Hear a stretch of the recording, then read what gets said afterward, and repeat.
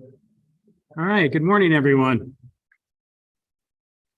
Welcome to the 14th Annual Propulsion Strategies for the 21st Century Conference. Our theme this year is managing the transition from ICE to EVs. And we have some good speakers to talk about some of the main issues related to propulsion strategies and how the manufacturers and the suppliers are going to be able to manage their fleets and their R&D and their product development over the next 10 years or so. My name is Bruce Belzowski. I'm the Managing Director of the Automotive Futures Group here in Ann Arbor, Michigan. I'm retired from the University of Michigan Transportation Research Institute, and I'd like to welcome all of you, people that we have online and people that we had on the YouTube video, and people that we have present with us today. Talk a little bit about our group, conference logistics. Oh, and we won't talk about the Biden administration policies. We'll talk about propulsion strategies. As I said, I'm the managing director of the Automotive Futures Group here in Ann Arbor. We get our funding from our three main sources: our affiliate program, our research, and our conferences. I do 5 of those a year. The research is focused on globalization of the auto industry, powertrains, and intelligent transportation systems, and basically IT inside the vehicle. We're pleased to announce our new affiliate members, Siemens Digital Industry Software, who's joining us for the first time. We'll have a speaker with them today, from them today, and also these are the rest of our affiliate members. Of course, we will always want to thank them, because if we did not have their support, we would not be able to do this. We have our research partners besides affiliates that cross IT organizations, OEMs, government and NGOs, suppliers, consultants. Our main research projects, as I said, looking at powertrain strategies. You'll see some of the research from that today on this conference. Our China New Energy Vehicle and our global EV project. You see a lot of that stuff coming out of our LinkedIn site. And new mobility, that's one of the topics that we use for one of our conferences that we usually have in February. We're made up of mostly student researchers. We've lost a few since the end of the semesters. A few of them have moved on. Some of them are in graduate school. Some of them have taken positions in industry. But our main researcher is Kara Alkire. She's our research associate. She's with us today. She's on the YouTube live, managing the chat there.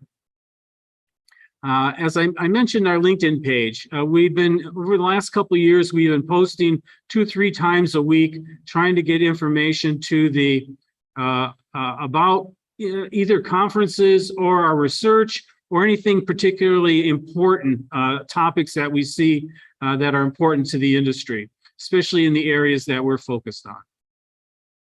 So our next conference is the 14th Annual Future of Automotive IT Conference. That's going to be in September 21st, coming up. And look at the conference logistics. Sudi Upaluri is the Director of Automotive Transportation Industry at Siemens Digital Industry Software. He's going to be talking about some of the digital twins work that they've been working on.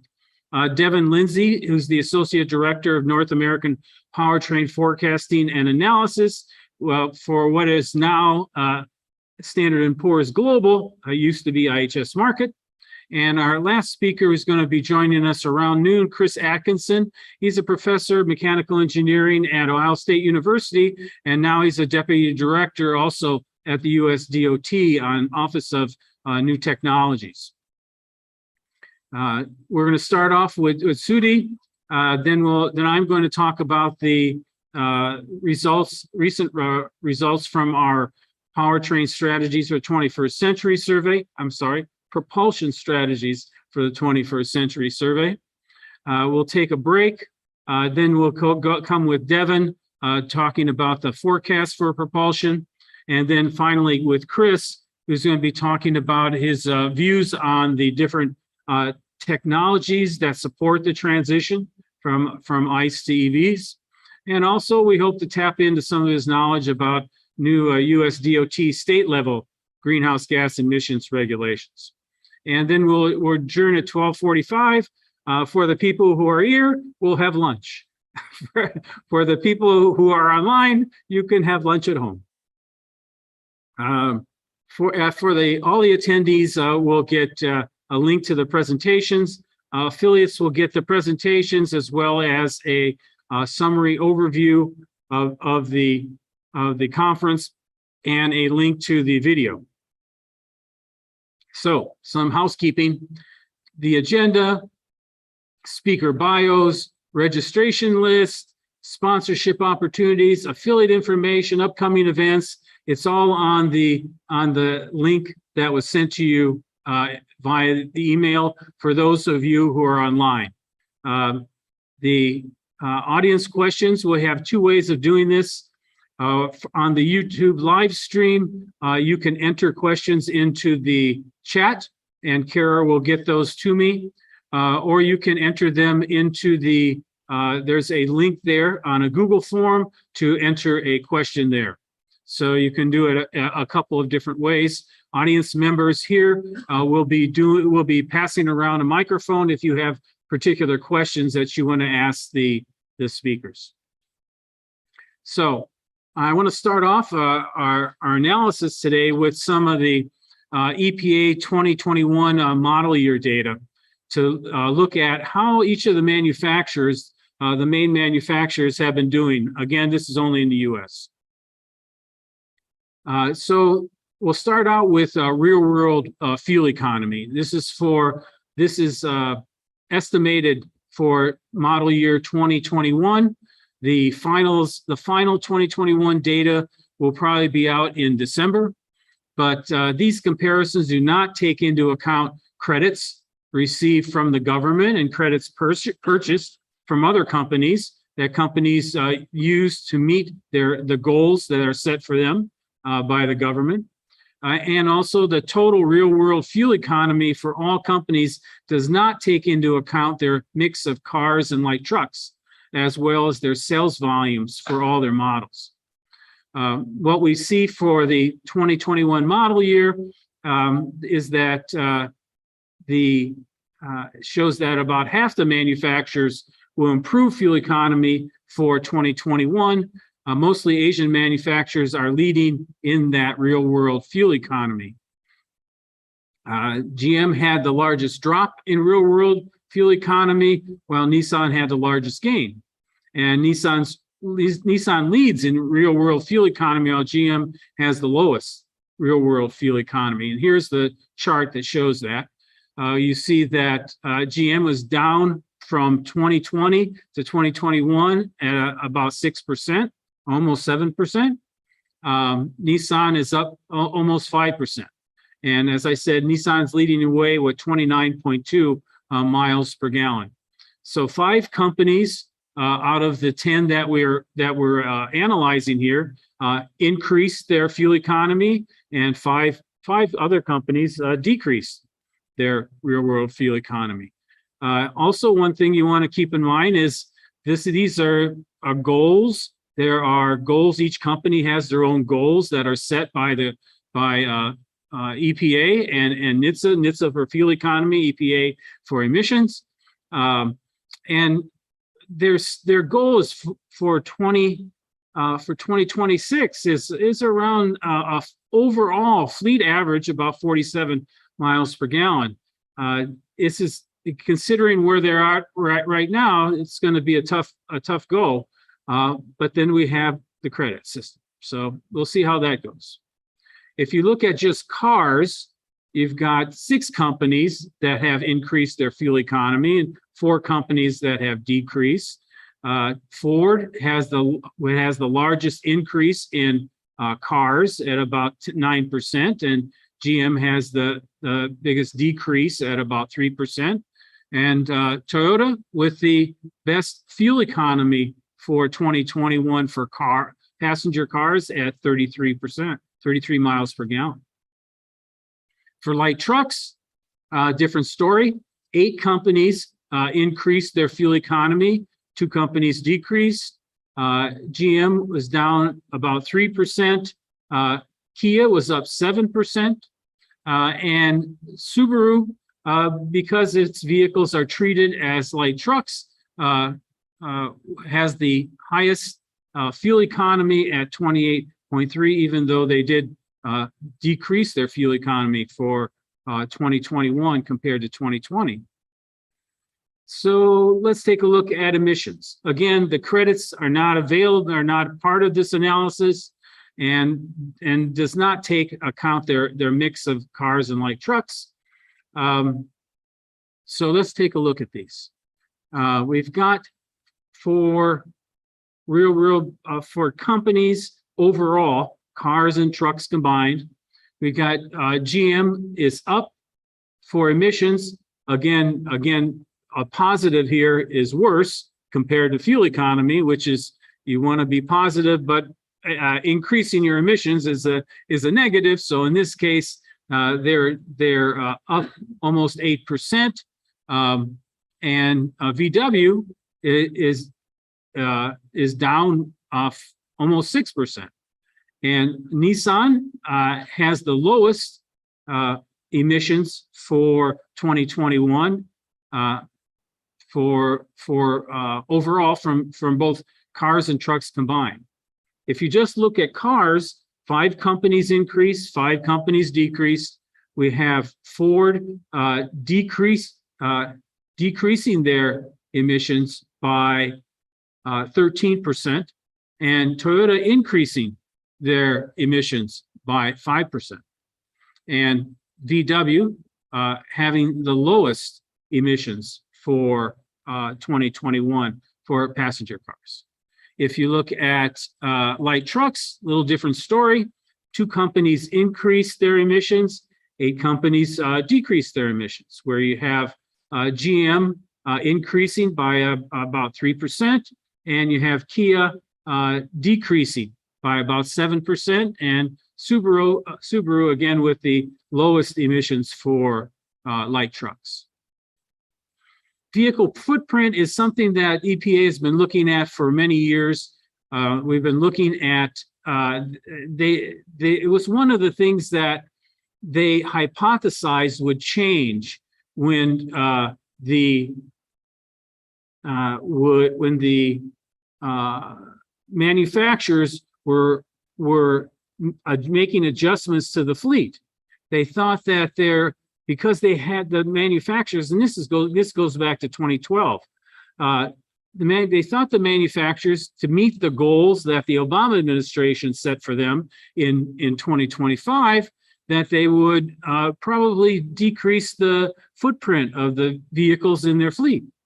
Well, we've been studying this since looking at the data since 2014, and it's not really been the case. Let's take a look. A vehicle footprint for 2021 versus 2020.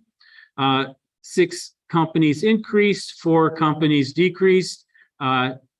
Stellantis is down. They did decrease their footprint by about 4%, and GM increased their footprint by about 5%. As you can see, for most of the other groups, though, very small differences. Very small differences.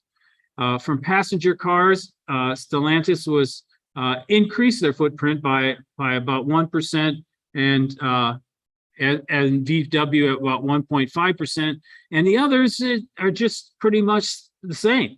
There's very little difference from year to year. For light trucks, a little difference for Stellantis, where they decreased, as we said, the light trucks by about 4.5%, and VW increased their light truck footprint by 3%. Probably the increases of the SUVs that are entering their fleets. So how have companies changed since we started looking at this in 2014? Well, in real-world fuel economy, most companies, about 70%, improved their real-world fuel economy. Nissan increased by about 9% and GM decreased by about 5%. And this is something that when you start looking at these numbers, you start seeing that this is almost 7 years that the manufacturers have been going at this in terms of trying to improve fuel economy.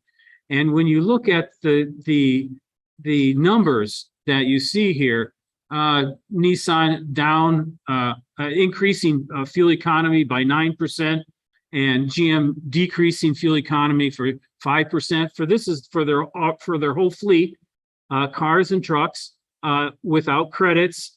But when you look at how these are balanced and the numbers, improvements or not improvements, the decreases, you say, well, in 7 years, this is what they've done. How are they going to be able to make goals going forward? If you look at the goals for 2026, between now and 2026, manufacturers have to increase their fuel economy by about 26%. That's going to be difficult if you look at this is what they've done in seven years. Now, during this 7-year period, they've been using a lot of credits. They've got air conditioning credits. There were flex fuel credits. And the Obama administration set this up so that the manufacturers would not be hurting too much while they were making this transition. But time is marching on and we're getting closer to 2025. And the question was, how will the manufacturers be able to manage this transition to be able to get better fuel economy and also emissions? So when you look at cars, you look at the leaders here where you have Kia increased fuel economy by 20% from 2014 to 2021. Pretty impressive. Stellantis down about 3% in 7 years. And so 9 companies increased their fuel economy, which is a good sign. But the percentage increases are not what you would have maybe expected if I had told you you had 7 years and that by 2025, now for the Obama administration, the goal was something like 49, 50 miles per gallon. And you're looking at cars, and this was cars and trucks combined. And here you're looking at, maybe 30 miles per gallon tops, right? The 32.1 for Honda over a period of 7 years. For trucks, all 10 companies increased their real-world fuel economy, which is a good sign. You're looking at the numbers, 15% increase. Toyota, almost 19% increase. So you're looking at companies making some really, really serious improvements. One could argue it's usually this has to do with the introduction of smaller SUVs into the fleet. Maybe I don't know how much it would include the smaller pickup trucks that are now available. They've been on the road for a few years. But the small the compact SUVs, which is one of the dominant segments in light trucks, is part of this analysis. Now let's look at emissions. So as I said here, EPA was requiring 28.3% reductions through 2026. So comparing 2014 to 2021, companies overall, you're looking at the 9 companies increased their CO2 emissions and 1 company decreased. So you're looking at, actually, when you look at some of these, it's actually this may be wrong because it looks like most of the companies are decreasing their emissions. So this is maybe the other way around, where they actually decrease their emissions, which is what we wanted them to do. Decreases are about 8%, 9%, 6%. Again, between, but so this is but those are, but one company, GM, actually increased their emissions between 2014 and 2021 overall for both cars and trucks. If you looked at cars individually, you're looking at Stellantis that increased their emissions by 4%, Kia that decreased their emissions by almost 18%, Toyota VW also at around 18%. These are significant increases, decreases in emissions. Again, over a 7-year period of time. We don't have 7 years between now and 2026. So this is going to be a challenge. If you look at light trucks, the decrease in CO2 emission across the board. Leaders being Toyota at 16%, and the others 13%. But then you see some that are down only 4% in 7 years. Footprint. Not too many changes here.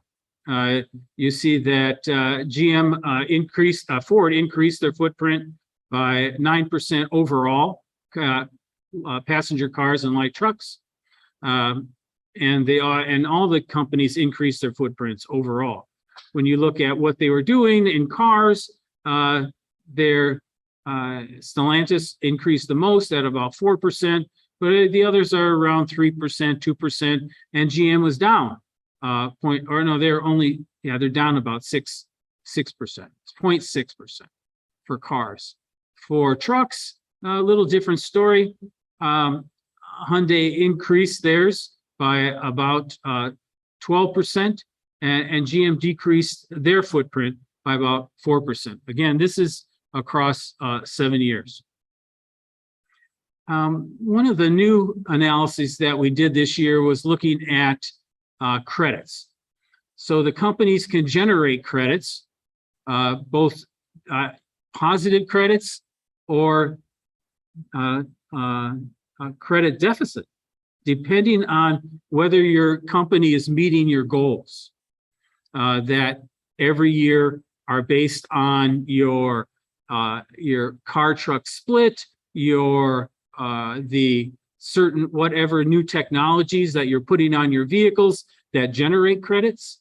Here you see something like they have fleet credits, AC efficiency credits, AC leakage credits, off-cycle credits, advanced technology credits, and then there's some debits, methane debits, nitrous oxide debits. So pluses and minuses along the way about that combined to look at the credits for the companies.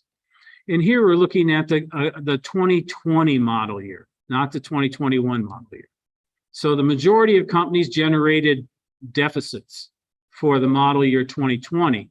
Stellantis lost the most credits. They had the biggest deficit, mostly due to light truck sales, while Tesla gained the most credits, probably and because of their EV sales. We didn't put Tesla into the other analyses because it really didn't make sense. But when you talk about credits, you really want to talk about Tesla. So you wanted to see how many credits did Tesla actually generate in the 2020 model year. And so you can see here, no, Tesla was by far the highest, Stellantis the lowest, but Honda's positive and Subaru is positive. Toyota's negative, Nissan's negative, Hyundai negative. So these companies usually they end up having to buy credits from other companies to be able to meet their goals. Sometimes they're allowed to extend the deficit for 1 or 2 years, and if they change their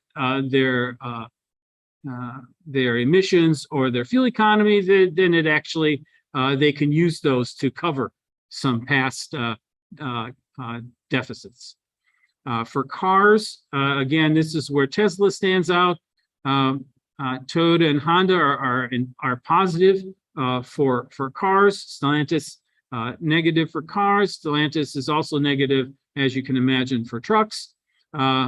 But for trucks, Ford is positive, Honda is positive, Subaru is positive. So these are a good sign for these companies, especially in the light truck area, to be able to generate credits.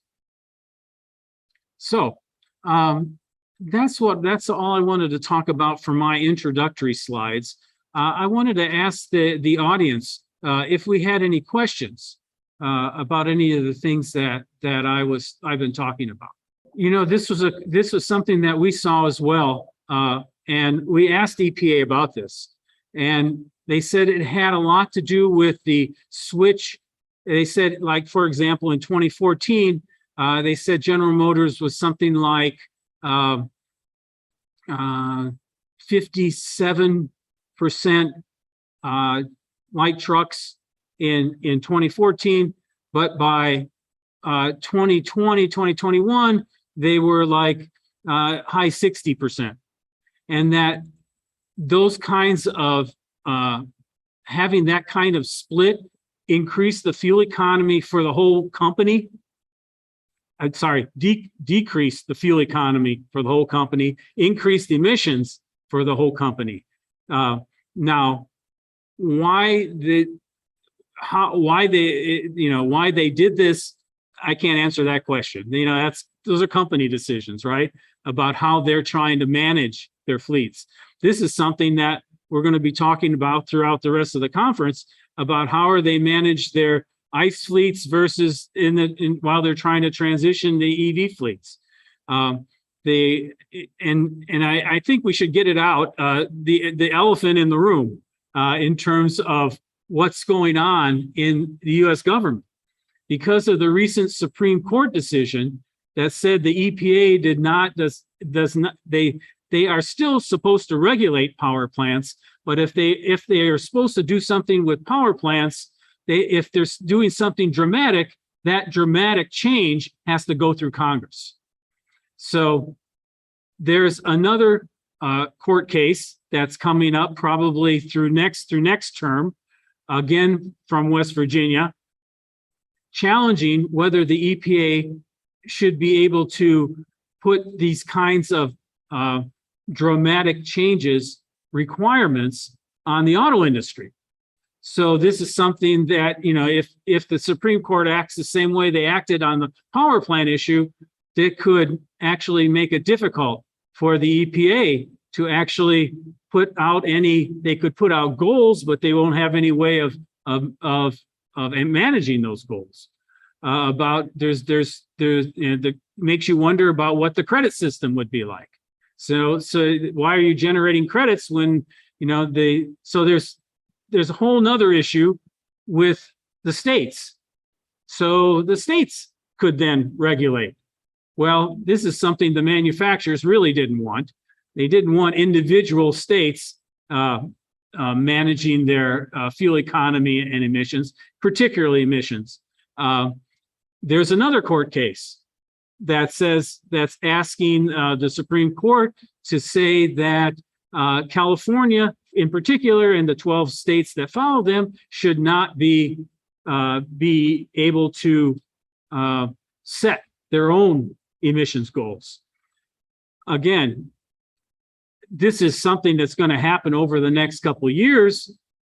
The manufacturers theoretically could get a get out of jail free card here because unless Congress could vote and say, yes, EPA, we're giving you the authority to do this.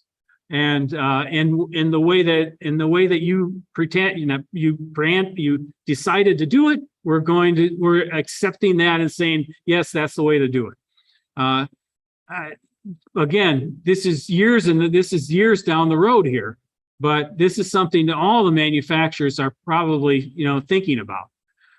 It kind of takes us back to the beginning of the 1970s when we first started with fuel economy regulations and emissions regulations. And ever since then, it's been this cat and mouse game between the manufacturers and the supply and the government. When the fuel cost went down and the fuel supply was more prevalent, the government said, "Oh, okay, you don't have to increase very much." After 9/11, all the gloves are off after 9/11. Even George Bush, who was from Texas and an oil man, said, we're addicted to oil and we have to get off of this. And so after him, the Obama administration really took climate change more seriously, and then they started putting more what the industry probably would say more draconian strategies and requirements for the industry to be able to have to meet these goals.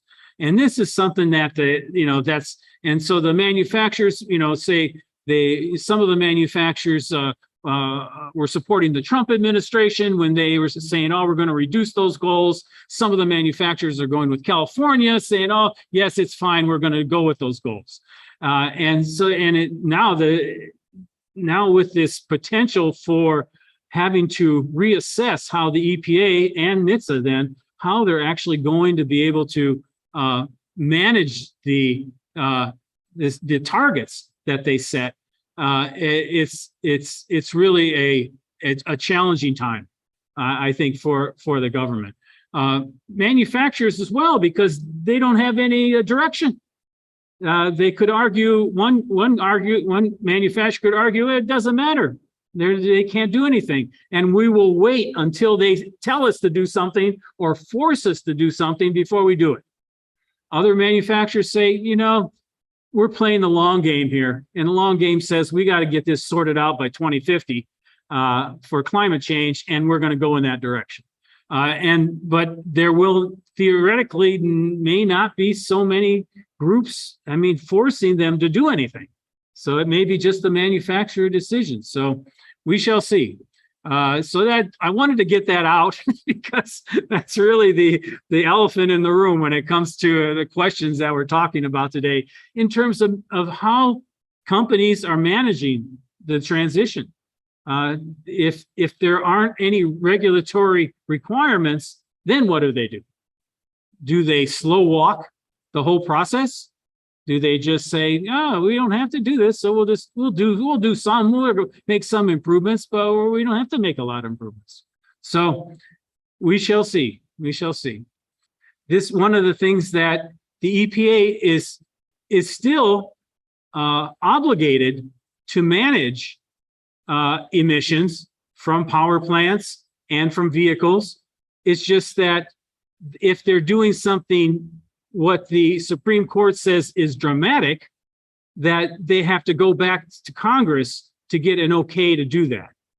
And if they don't get the okay, well, then they're kind of stuck where they can say, well, you need to do this, but there's nothing to force either power plants or car companies to do anything.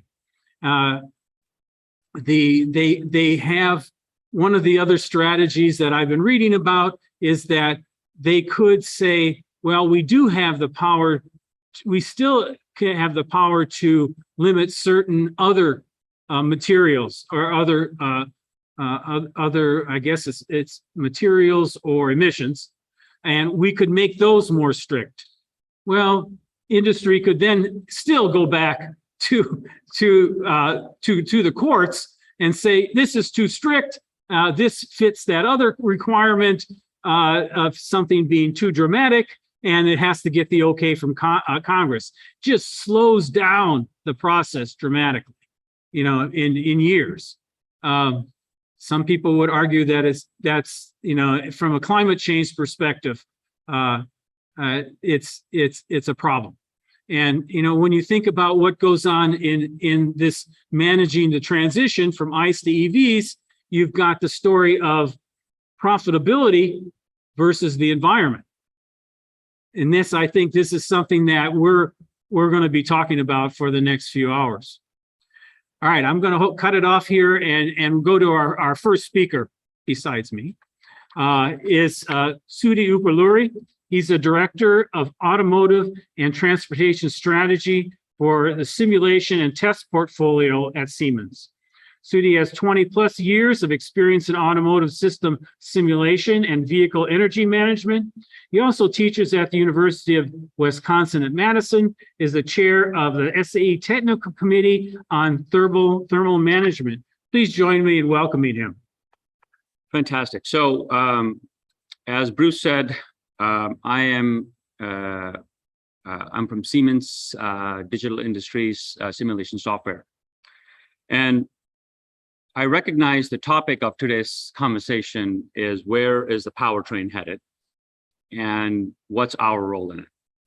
And it's a quite interesting question because we see from our customers where they're headed.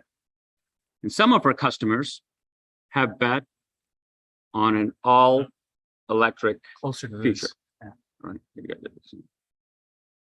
This is better? All right. So some of our customers have bet on an all-electric future. You can see the news from GM and some of our customers, Rivian and Tesla, their business is all electric. Some of our customers and some of the car companies have bet on a part electric future. So VW in the news saying half of its fleets is going to be electric and the rest is going to be based on what the market's looking for. And some are investing and looking forward to an eclectic future. Right? It's a combination of electric, hybrids, diesel even. And so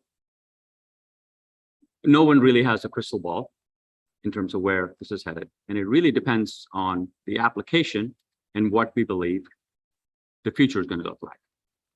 But it isn't the biggest that survive. It isn't the strongest or the fastest, but it is the most nimble and the most species that can adapt and adjust that would really thrive in the constant changing world. So our job at Siemens is not necessarily to foresee the future, but to enable our customers to be able to make their future happen. So I come from the simulation and test division, so I will take a perspective of our simulation and test division. Simulation provides insights. In the design process, as one's building the body, the batteries, the motors, we ask ourselves the question, is this going to be strong enough? Is it going to break? How long is this battery going to last? Is this going to be too hot? And these are insights in the design process that simulation looks to answer. And where are we with the simulation? There's a lot of complexity that we can do today in simulation. We're able to figure out the aerodynamics of the vehicle, flows under hood, the temperatures of different components, the strength of different components, and the performance of each one of the systems. But how does that make you nimble? And that is what we're looking to do. And to make you nimble, I'd say that we are working on 3 specific things that would help you be nimble.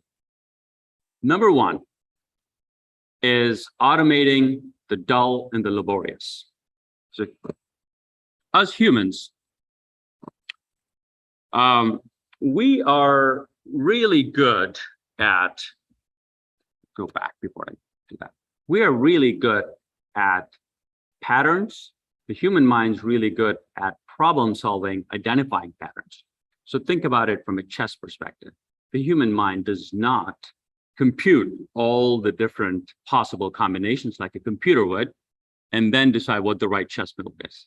The human mind's really good at patterns. On the other hand, when we have to do something that is dull and laborious, we really check out and we're not as good as the machines. So one of the key things we're looking to do is to use AI and machine learning to replace the dull and laborious process in simulation. An example, one of our customers was look at the traditional process as they do the aerodynamics of the vehicle involves taking the geometry, the car, and doing a computational fluid dynamics, aerodynamics around it. But the process is quite laborious. And it requires you to take the geometry, clean the geometry, take out the nuts and bolts that are making the geometry too busy, pull out the wires. And this is quite a long process. And what they do is they ship the whole geometry to their India tech center. 3 weeks worth of manual labor cleaning the geometry, where 8 hours a day, 3 shifts a day, times 3 weeks, engineers are cleaning the geometry, pulling the bolts out, filling the holes, and cleaning the geometry, preparing it for analysis.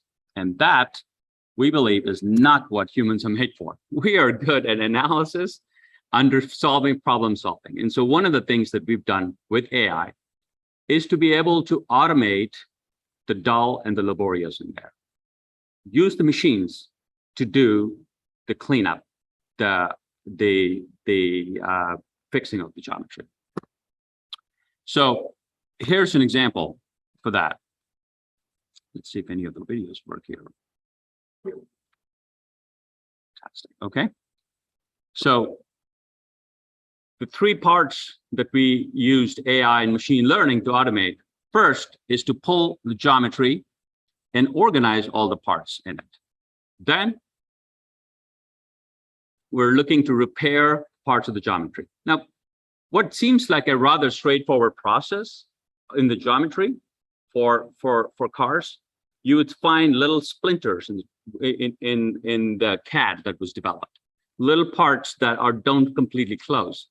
And from a computational perspective, that doesn't fly. And so this has to be manually done, which we automatically use AI and machine learning to fix that. So another interesting application where we're using AI and machine learning to get rid of the dull and the laborious is getting the model ready. So imagine you need to do the analysis, but you don't have the material properties in there because the previous designer did not put in the material properties. Now, today, it takes weeks to put in the material properties into the model, or an AI algorithm can say, hold on a second, you've done this process before. It's been 10 years. We know this is a fuel line. We recognize from your patterns from the past. We know this is a fuel line, and therefore it's a metal. And should I use this previous properties from the past truck? Yes, that we're good at. You see, we're able to look at that decision and say, yes, use the same material. But if you were told, go get material properties for the past fuel line, that is a couple of days worth of work, depending on how deep the data is hidden. Another area that we see quite a bit of dull or laborious or inefficient work is design exploration.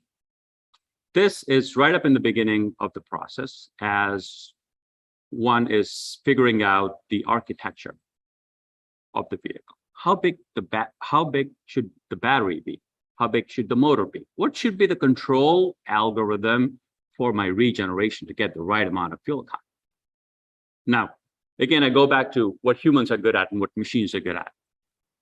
When given a problem set, humans are really good at picking a line of questioning, probably 2 or 3 lines of questioning, and say, and a engineer might approach this as saying, let's look at the battery sizing. Let's look at the motor sizing. However, a machine would look at all of the available variables and can do thousands of runs for you, and then show you the patterns and say, here's what I've done by looking at all of the variables.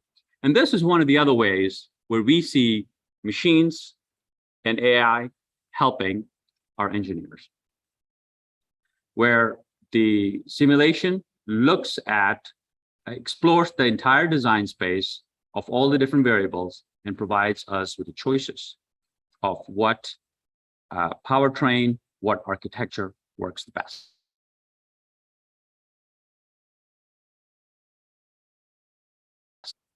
Topology optimization. Now, as the CAD designer is looking to build different flow chambers or structures or sizes, now we go by past experience. But again, over here, we can have machines say, well, hold on a second, let me use an optimization algorithm to figure out the right geometry for you.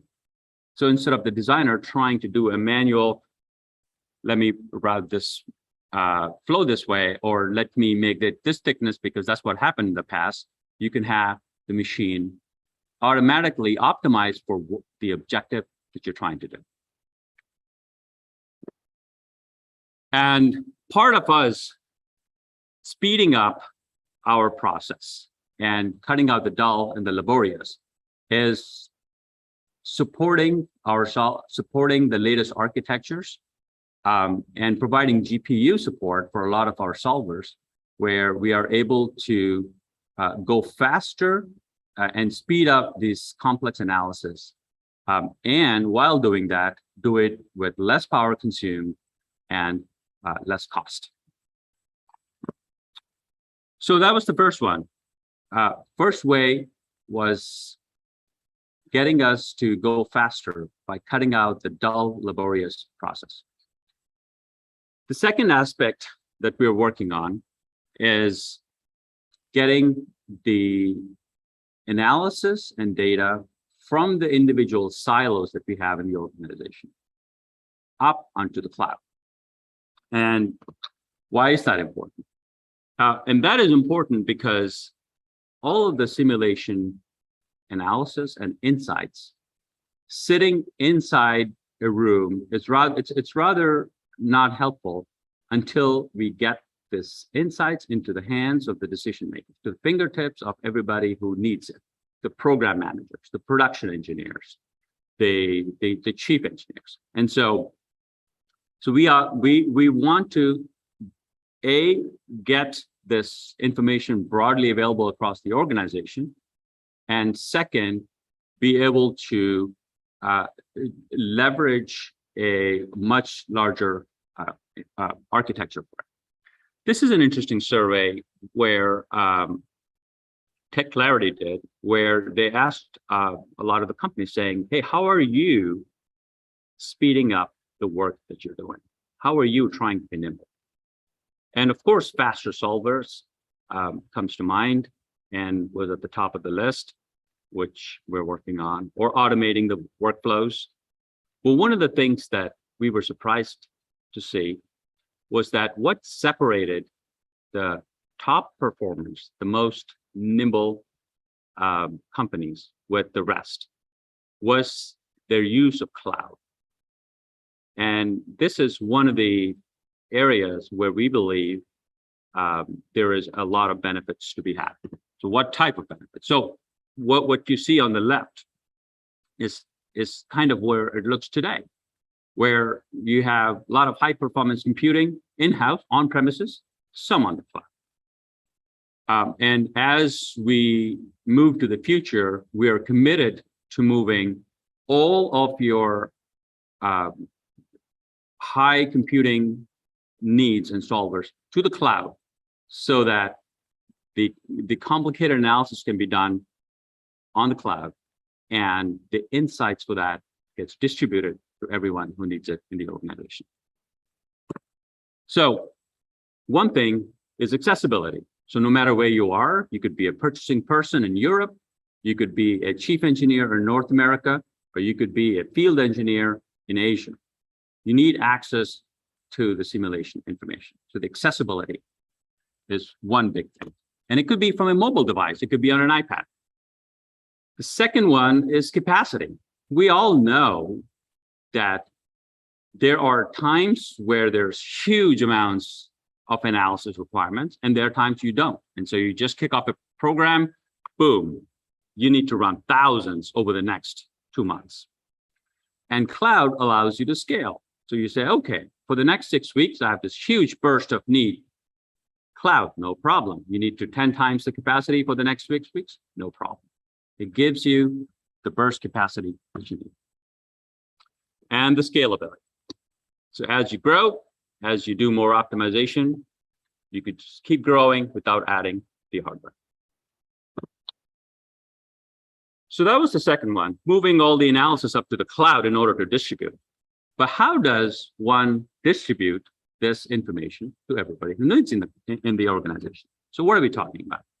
Today, when you're doing the simulation, it's with the engineers doing high fidelity physics, doing multi-physics, combining the aerodynamics with the structural, with the heating, with architecture, and all of that is needed.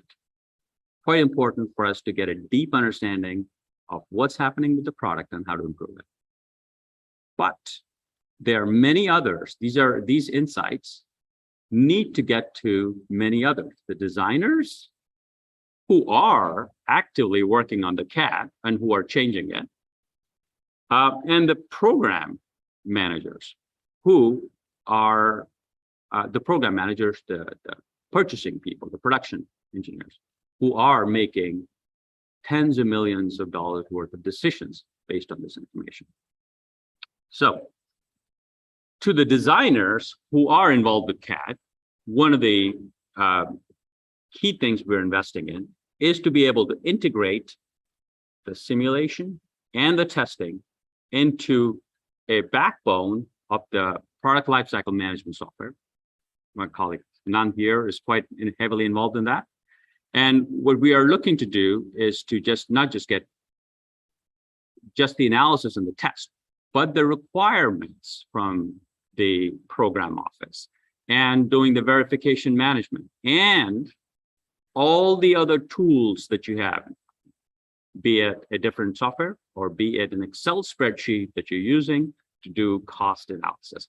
All of that integrated into one single backbone so that everybody has the current data and everybody has access to the insights that are required to make the decision.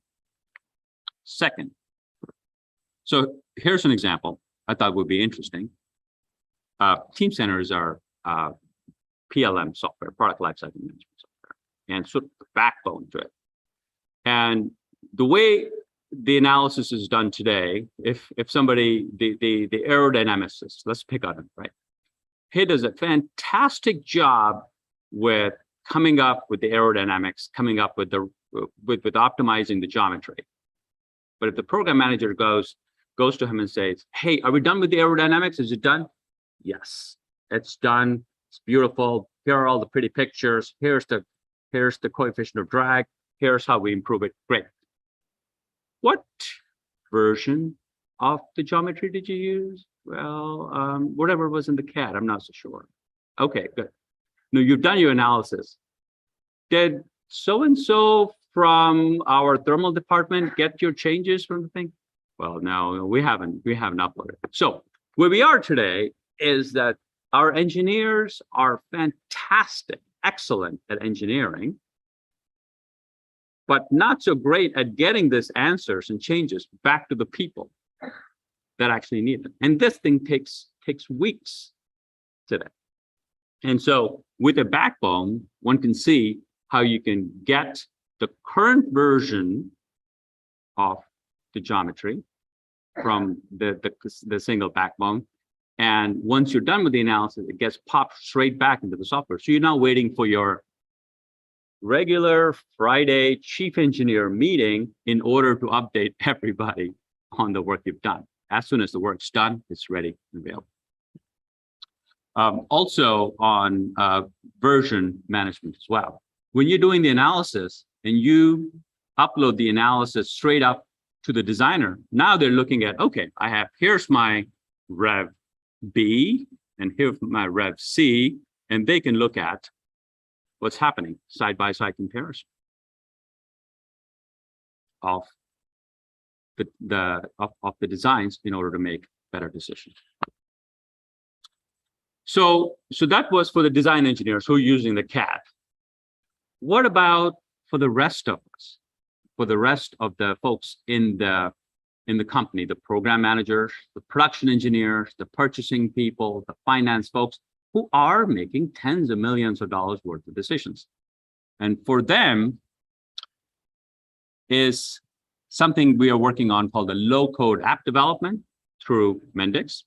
And that allows you to have an app without too much coding that gets the insights from the simulation straight to the hands.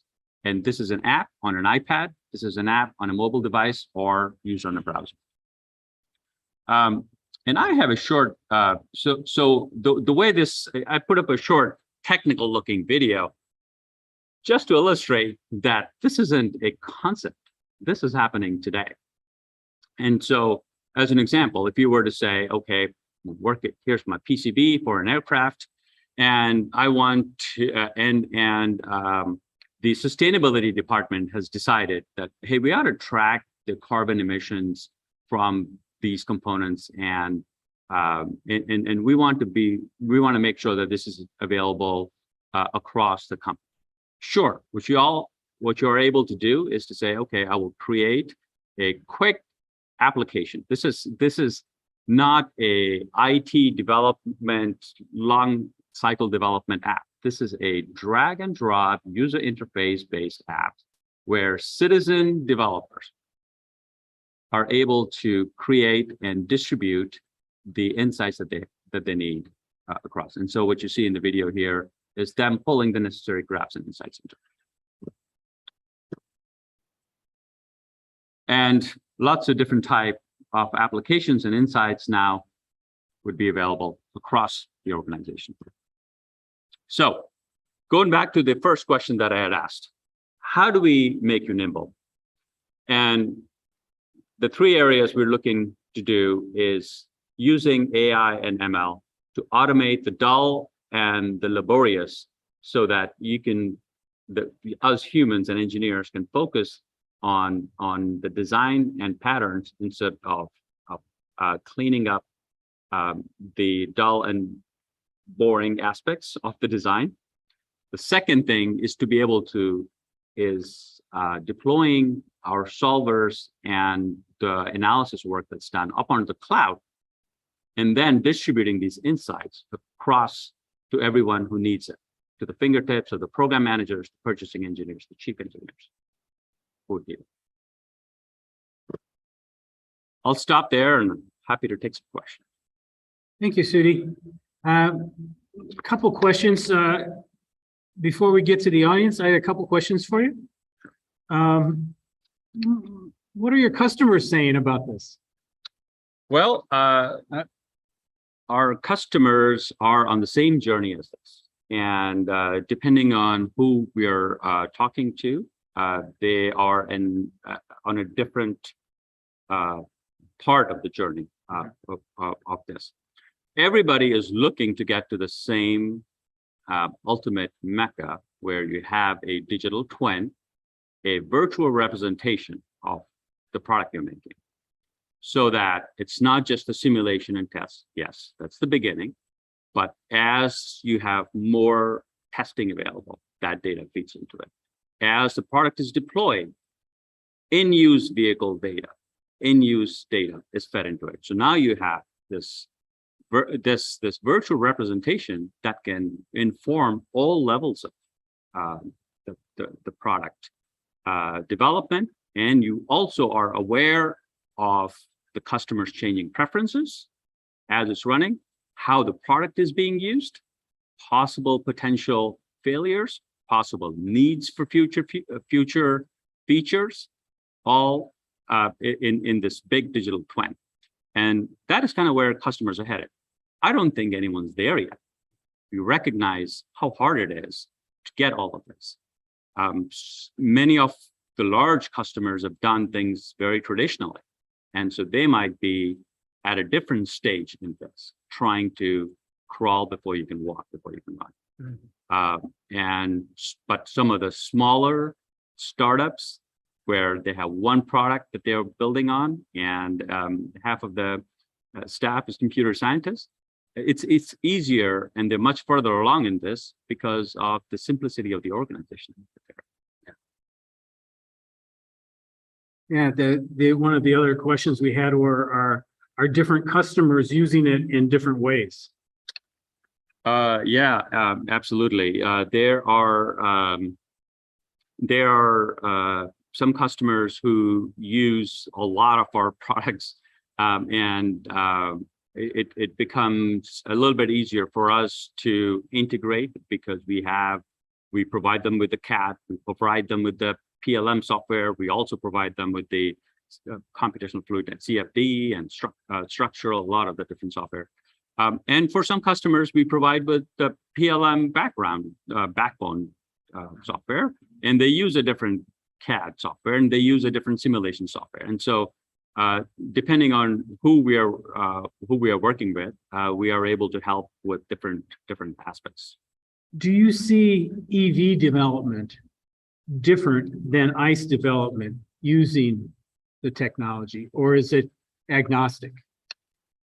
Or are there certain areas or ways where you can see differences? Yeah, this might sound like a cop-out answer, but it's not. It is agnostic in many ways, but and it also different in some ways. It's agnostic in ways that the aerodynamics, external aero that you do of an electric car versus an ICE vehicle, it's the same. The structural analysis of the door, the wheels, the noise from it, it's the same. The way you integrate from CAD to the analysis and get it back into the program management design, that is the same.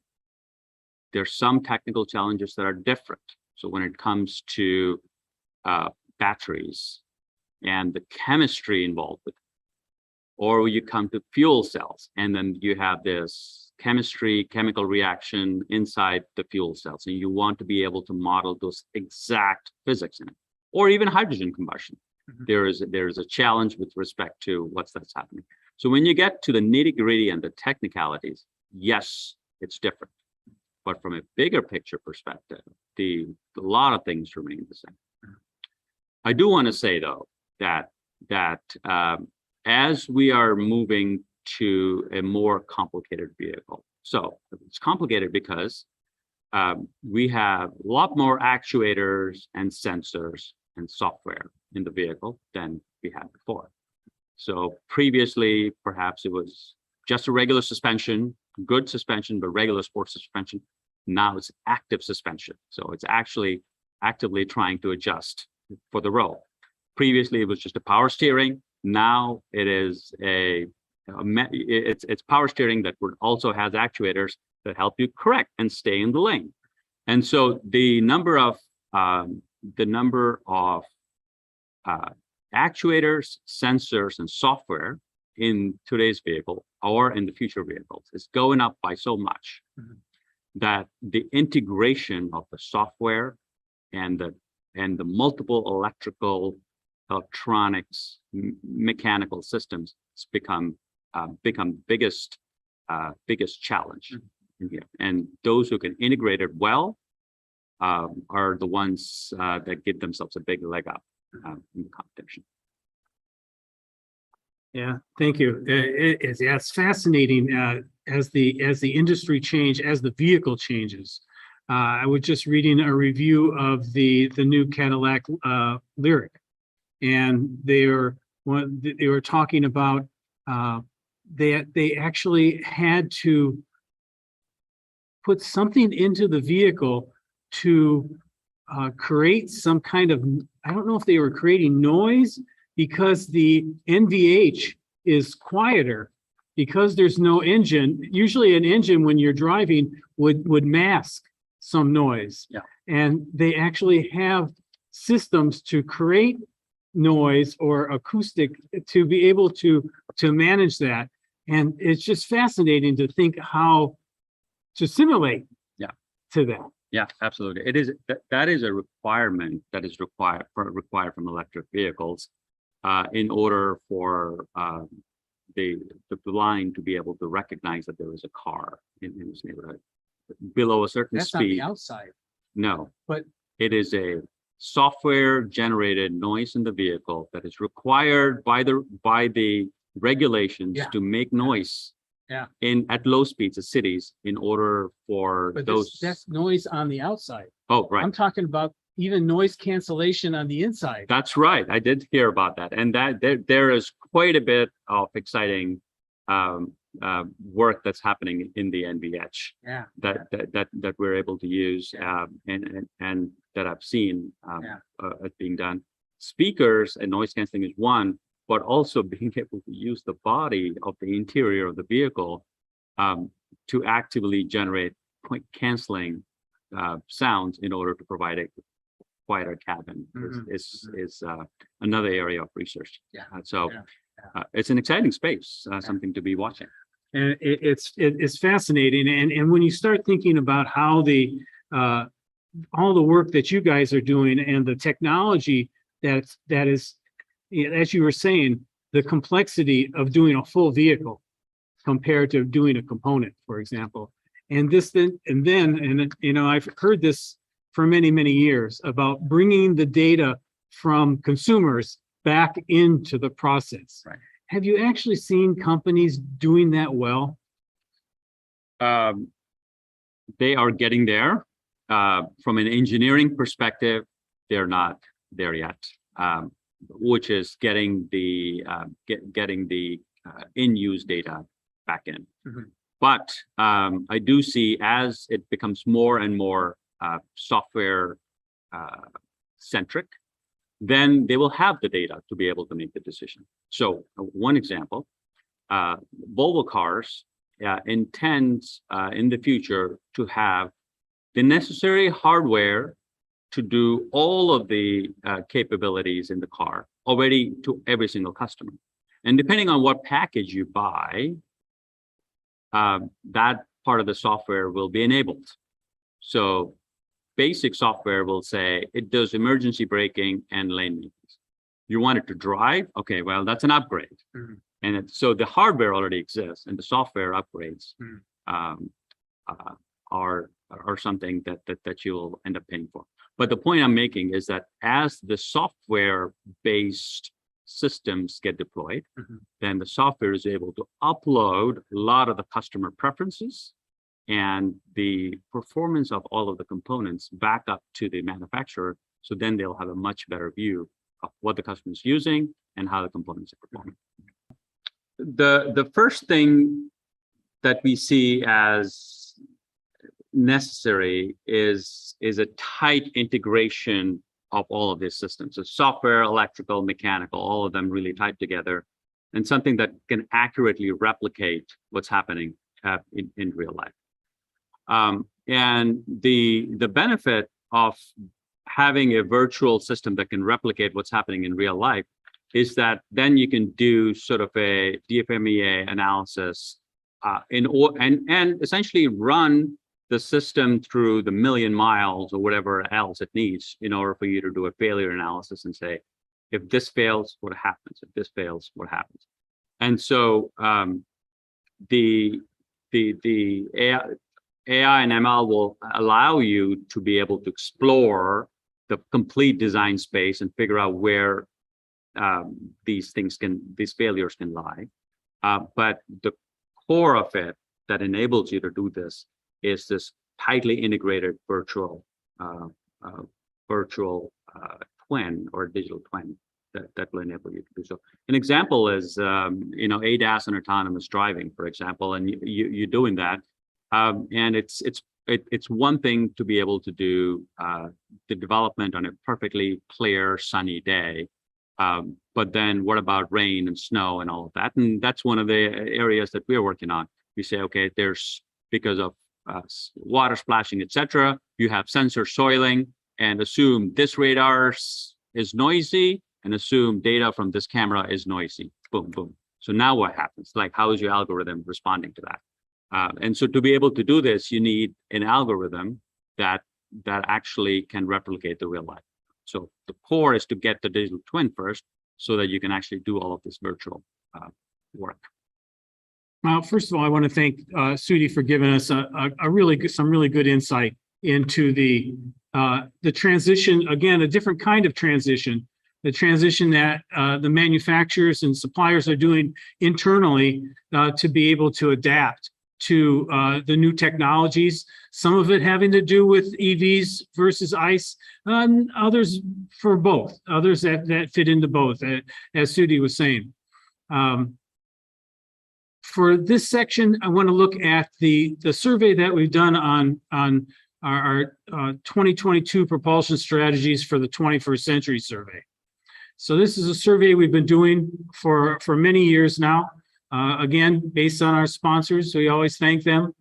It's a survey of powertrain experts from automotive manufacturers, suppliers, government, NGOs, academia, and consulting.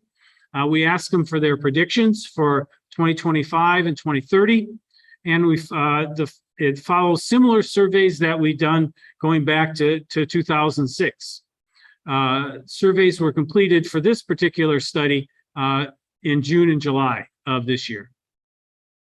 So we had about 17% manufacturers responding, suppliers about 30%, and the other propulsion experts that included academics, government, NGOs, and consultants that were in the third group. Notice these little significant symbols of MS and O.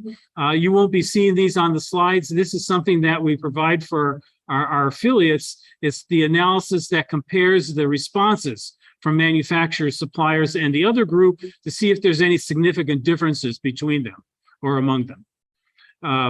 Also, in terms of titles, about 22% CEOs, presidents, and VPs, chief engineers and technologies and directors, about 26%, managers, about 13%, engineers and technicians, about 30%, and researchers and scientists, about 10%. So we're using mean values on a lot of theirs, so the averages are usually based on scales of 1 to 5 or 1 to 7. So all right, let's look at the future powertrains, passenger cars. So when you look at what they're predicting for 2025 and 2030, they're expecting, for example, significant increases in hybrids, from 28% by 2025 and 2030, 33% for hybrids. Obviously, this plus electrics are taken away from spark-ignited engines. But within the hybrids themselves, you see growth in full hybrids from 10% around 2025 to 13% in 2030. Plug-ins increasing as well, mild hybrids as well. And you see some significant increases, especially compared to what we are today, 12% in 2025 for pure electrics and 25% by 2030. Now, this is not reaching the goals that the government has suggested for 2030, but this is what the respondents and the experts are saying. This is what they said last year. When we asked the same questions last year, hybrids were at 36% in 2030, 27% in 2025. Electrics were 10% in 2025, and in 2030 they were 23%. When we look at the last 3 years, we looked at, for example, the total hybrid predictions. You can see that for this year, we're kind of where we were back in 2020, not that long ago, but it's kind of shows some consistency about where and the different sets of experts were predicting about where hybrids would be in 2025 and 2030. We did the same thing for EVs over time. And here you see some real similarities between 2021, 2022, and differences between them and the 2020 survey, where they're seeing much fewer percentages of EVs. One thing to think about in comparison is that this year in China, for this first 6 months, EVs, they're calling them NEVs, that combine pure electrics with plug-in hybrids and fuel cell vehicles, but it's predominantly, primarily EVs themselves. They're at 23% penetration rate right now in China. Let's look at light trucks. They're expecting increases in hybrids from 19% in 2025 to 26% in 2030. And in terms some growth in actually decreases in advanced diesels, from 5 to 4% from 2025 to 2030, and in electrics 8% in 2025, 18% in 2030. Increases in the particular kinds of hybrids, increases in full hybrids, plug-in hybrids, and mild hybrids. What they said last year, it was more of like 19% for hybrids in 2025, about 30% in 2030. Electrics are about 7% in 2025, and about looks like 19% in 2030. When we compare them over time, some very strong similarities from 2020, 2021, 2022, in terms of where hybrids will be in 2025 and also in 2026. Keep in mind that we're not close to where this is right now. Hybrids don't make up this level, this percentage of hybrids in the fleets. Now, if you're including, as we do, including mild hybrids, it helps. So you could probably see some of these numbers are being reached at 2025 if you include the mild hybrids, and also in 2030. But our discussion today, one of the things we wanted to talk about was the potential or the introduction of more hybrids into both passenger cars and light trucks. If you look at EVs over time, big differences in 2020 survey compared to last year's and this year's. Very similar for this year and last year in terms of EVs. 8%, 7-8% by 2025, 17-18% by 2030. Let's look at regulations. We asked the experts whether the manufacturers would be able to meet both their CAFE, fuel economy, and their emissions regulations goals with credits or without credits, and trying to meet those goals for the 2026 timeframe. They're expecting that they'll be able to do this, but it'll be challenging for them to do it without credits. We asked them about their abilities to meet fuel economy regulations in 2026. Are the manufacturers prepared to do this? And they're thinking that they're moderately prepared to be able to meet these goals. Remember, those 2026 goals are stringent. You're looking at 28%, 26% increases in emissions and fuel economy over that period of time. When you ask them about their current fuel economy emissions regulations, how effective will they be in increasing the number of EVs by 2026? They're saying it's kind of moderately effective in terms of meeting those goals. When we ask them about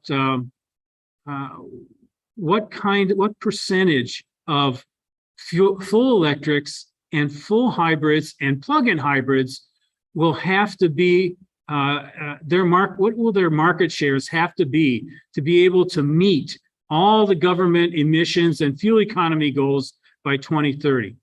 So for full electrics, again, this is across the fleet. They're saying it should be about 26%, plug-in hybrids about 11%, and full hybrids at about 20%. Shows you that the experts were expecting full hybrids and full electrics to be in competition with each other over the next 8 years to be able to meet the goals for 2030.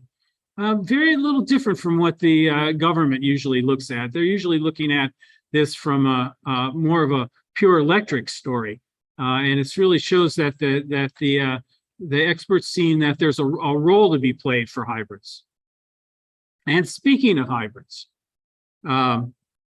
we asked them about how about buyers choosing hybrids over EVs, and why would they choose a hybrid over an EV?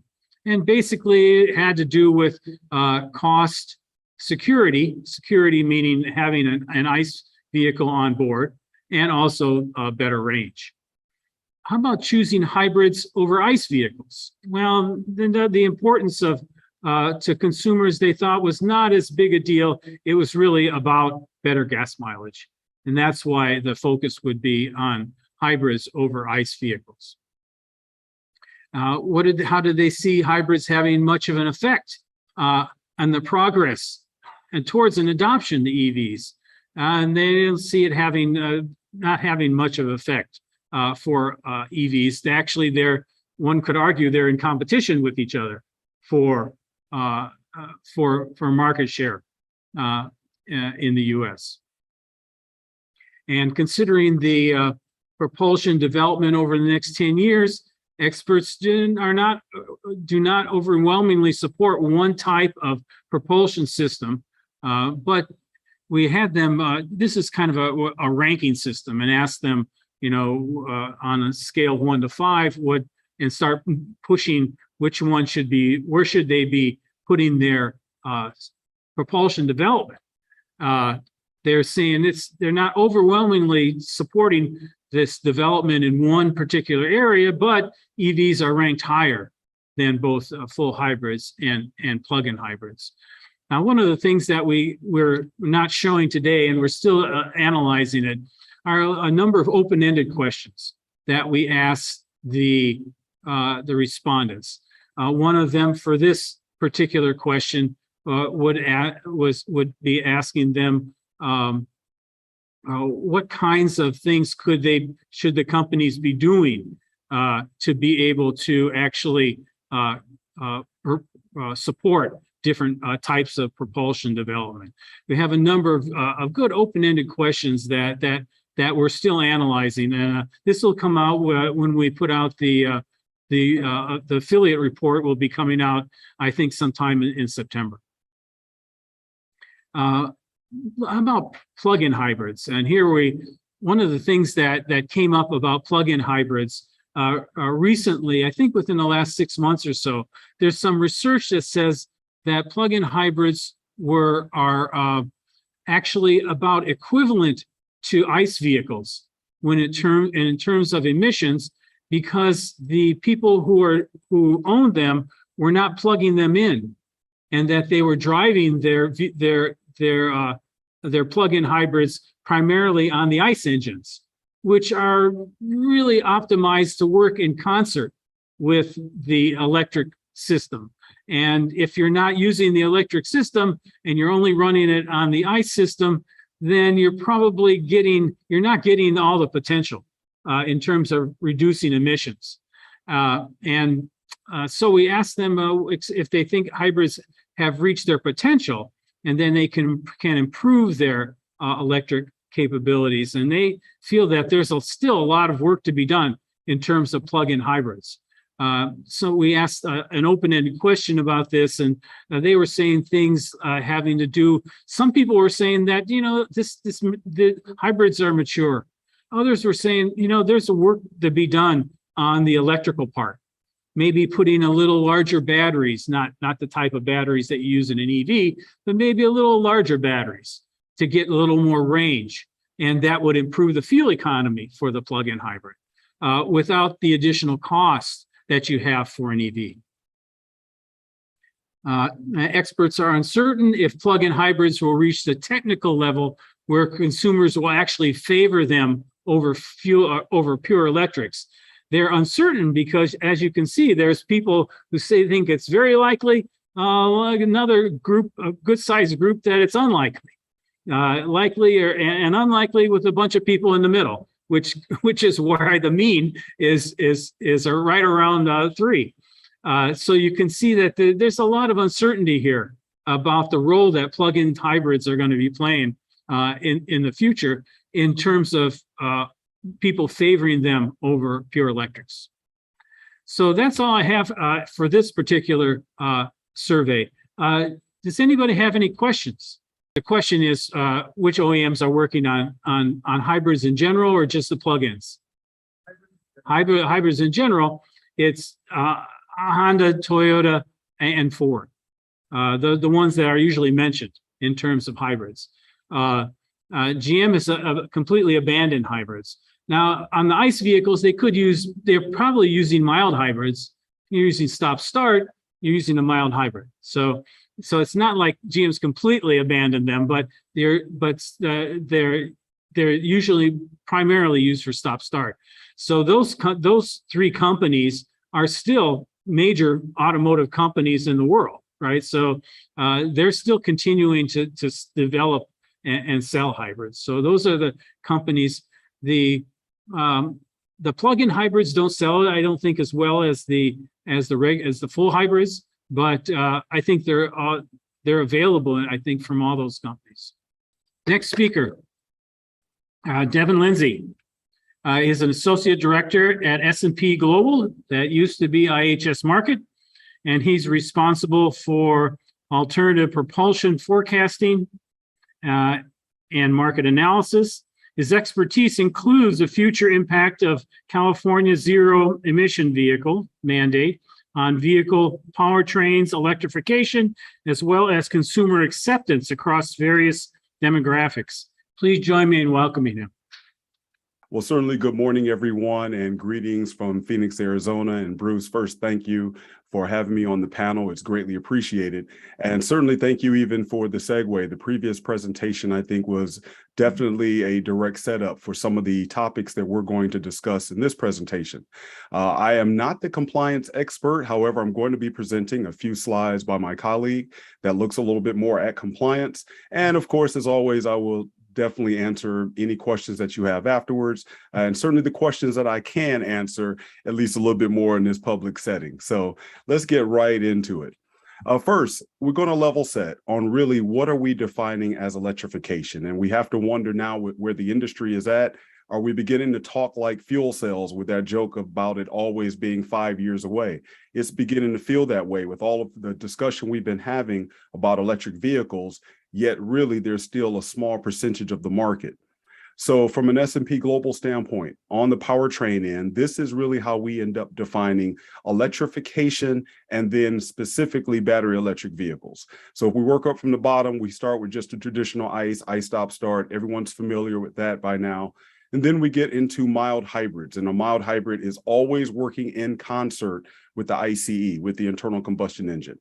And then we get to the full hybrid, where now you're able to decouple and you're able to run just on the electric motor alone or on the ICE alone, and of course together.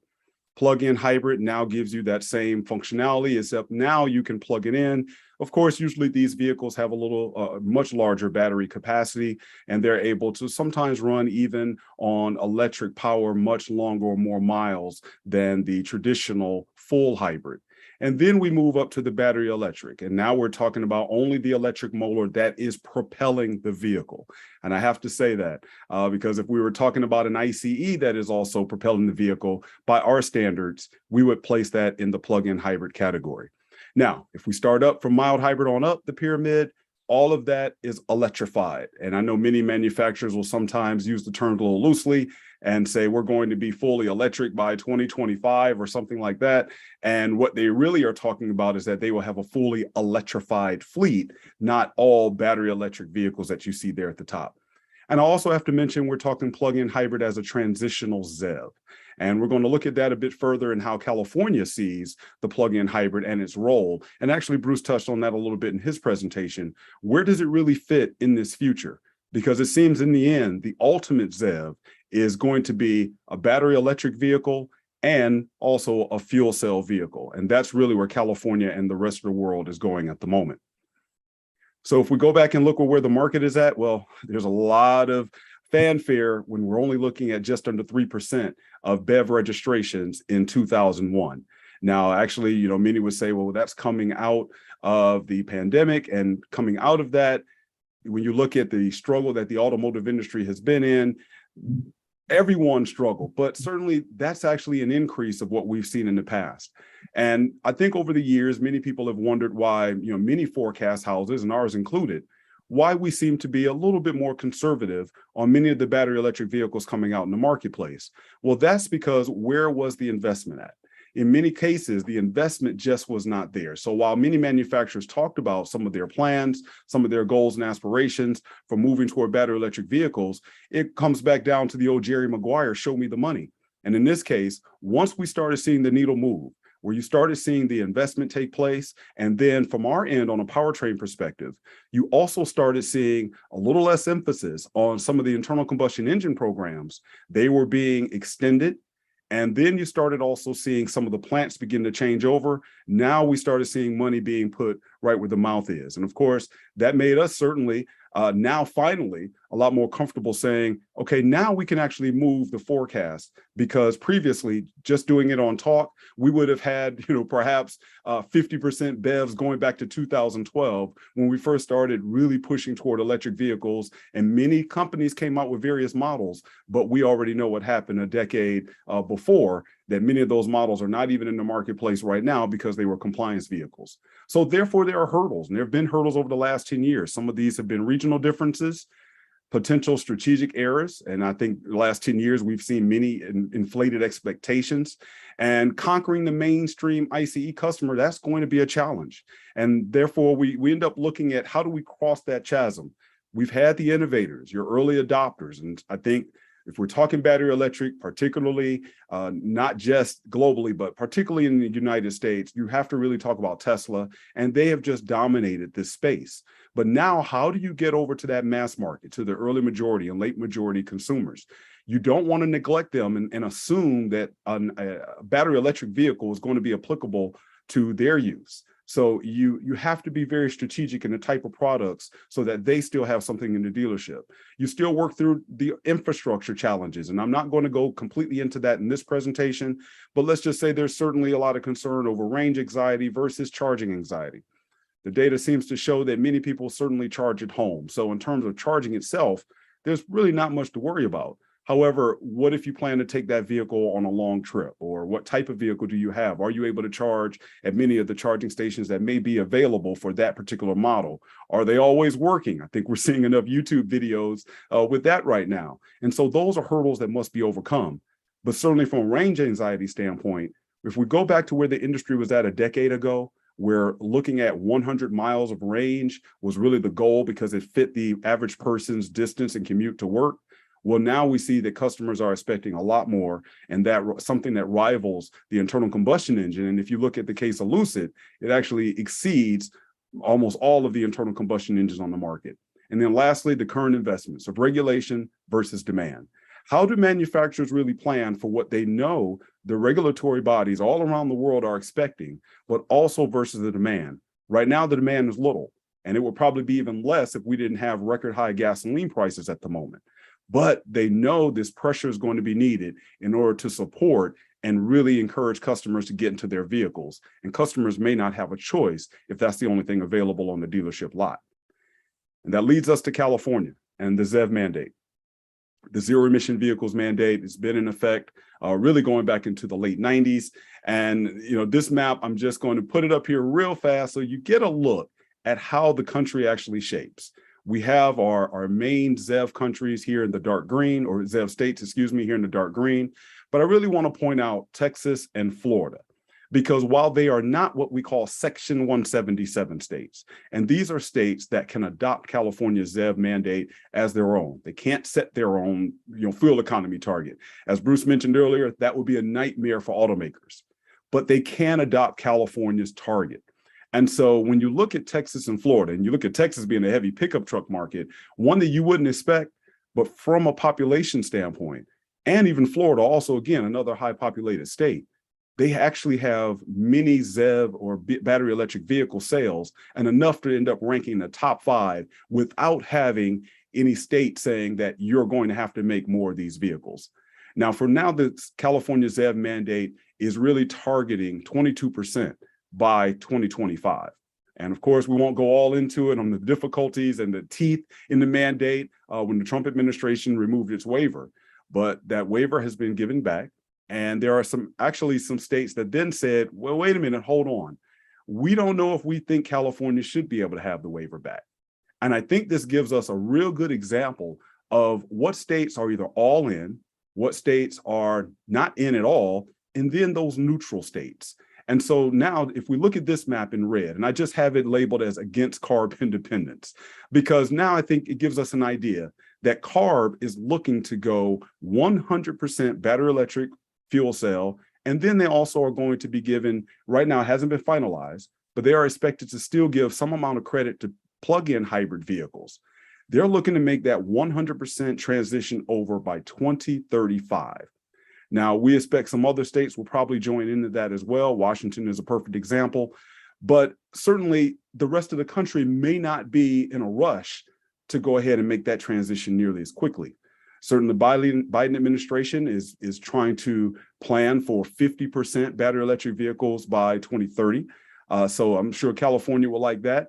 But you see that there are still some other states, and I don't think we should necessarily label them as being against battery electric vehicles, but perhaps they're just against their consumers in their state of being forced in order to make that transition. Because let's realize that by 2035, this would mean that if manufacturers' new car sales have to be 100% ZEV, that means that everything on that lot will have to be a plug-in hybrid up to a certain percentage, and battery electric, and a fuel cell. And that means that manufacturers that sell in those states will have to have those products available in every single segment if they want to compete. That's certainly a tall order. And so now let's look a little bit more where this pressure is coming from. Now, this chart just kind of gives us an idea, and I know it's a little bit of an eye chart, but if you just follow the arrows with me or the dotted lines, you just really get a chance to see that that top orange line, whether we're talking on the left of light duty vehicles with GHG or light duty vehicle with CAFE, the orange line is showing the SAFE rule. And that was the one administered by the Trump administration. And if we're talking, GHG, of course, it's a bit higher. And in fuel economy, it just begins to flatten out on the CAFE side. But then if we start looking at really that green line, the green line is the final rule by the Biden administration. So you begin to see the green line now diverts away right at this year, getting more stringent from either a GHG or either from a CAFE standpoint. And if you follow the gray line, while it doesn't go all the way out to 2026, it begins to be on a trajectory that it ends right with the original Obama era administration standards where they were set to end, right at approximately that same point. So really what has happened is that many of the manufacturers have been given what I would always call a bit of a test relief. They were given a little bit more time. If we go back to 2016, they were given a little bit more time in order to, whether it was not have to comply, whether it was to sell more ICE vehicles, or I think as we see with some manufacturers, they've been given more time to ramp up for what they anticipated the future to be. And that is begin the development of many of these battery electric programs. They've been given more time in order to still meet really the same place that they were looking at going way back to 2012, end up in that same destination in 2026. Now, if you put me to a lie detector test, the good part about this, my colleague gave me these slides and I can't tell you who is represented on these bubbles. So I'll pass that test. But what I can show you here is that when we look at the powertrain mix, we end up seeing some manufacturers are compliant by 2024. And this does include credits, or anticipated credits that will be used for this, for compliance. We do see some of them over that target line, certainly on the passenger car side. And then we see some of them also complying in 2024 already. And so right now, for many manufacturers, there doesn't really need to be a tremendous shift in the vehicles because we all know 2024 is definitely right around the corner. So it doesn't seem to be for some manufacturers that they really have to do a dramatic shift in their product in order to comply. Now, by the time we get to 2026, things get a little bit more stringent. But again, you still have some considerable manufacturers that we are expecting to be able to comply at that time on the passenger car side, and even a few more even on the light duty truck side. And I think that's also important as you look at so many manufacturers focusing more heavily on the light duty truck fleet side. Again, as Bruce alluded to earlier, when we go back and we look at footprint, many manufacturers decided to go that route.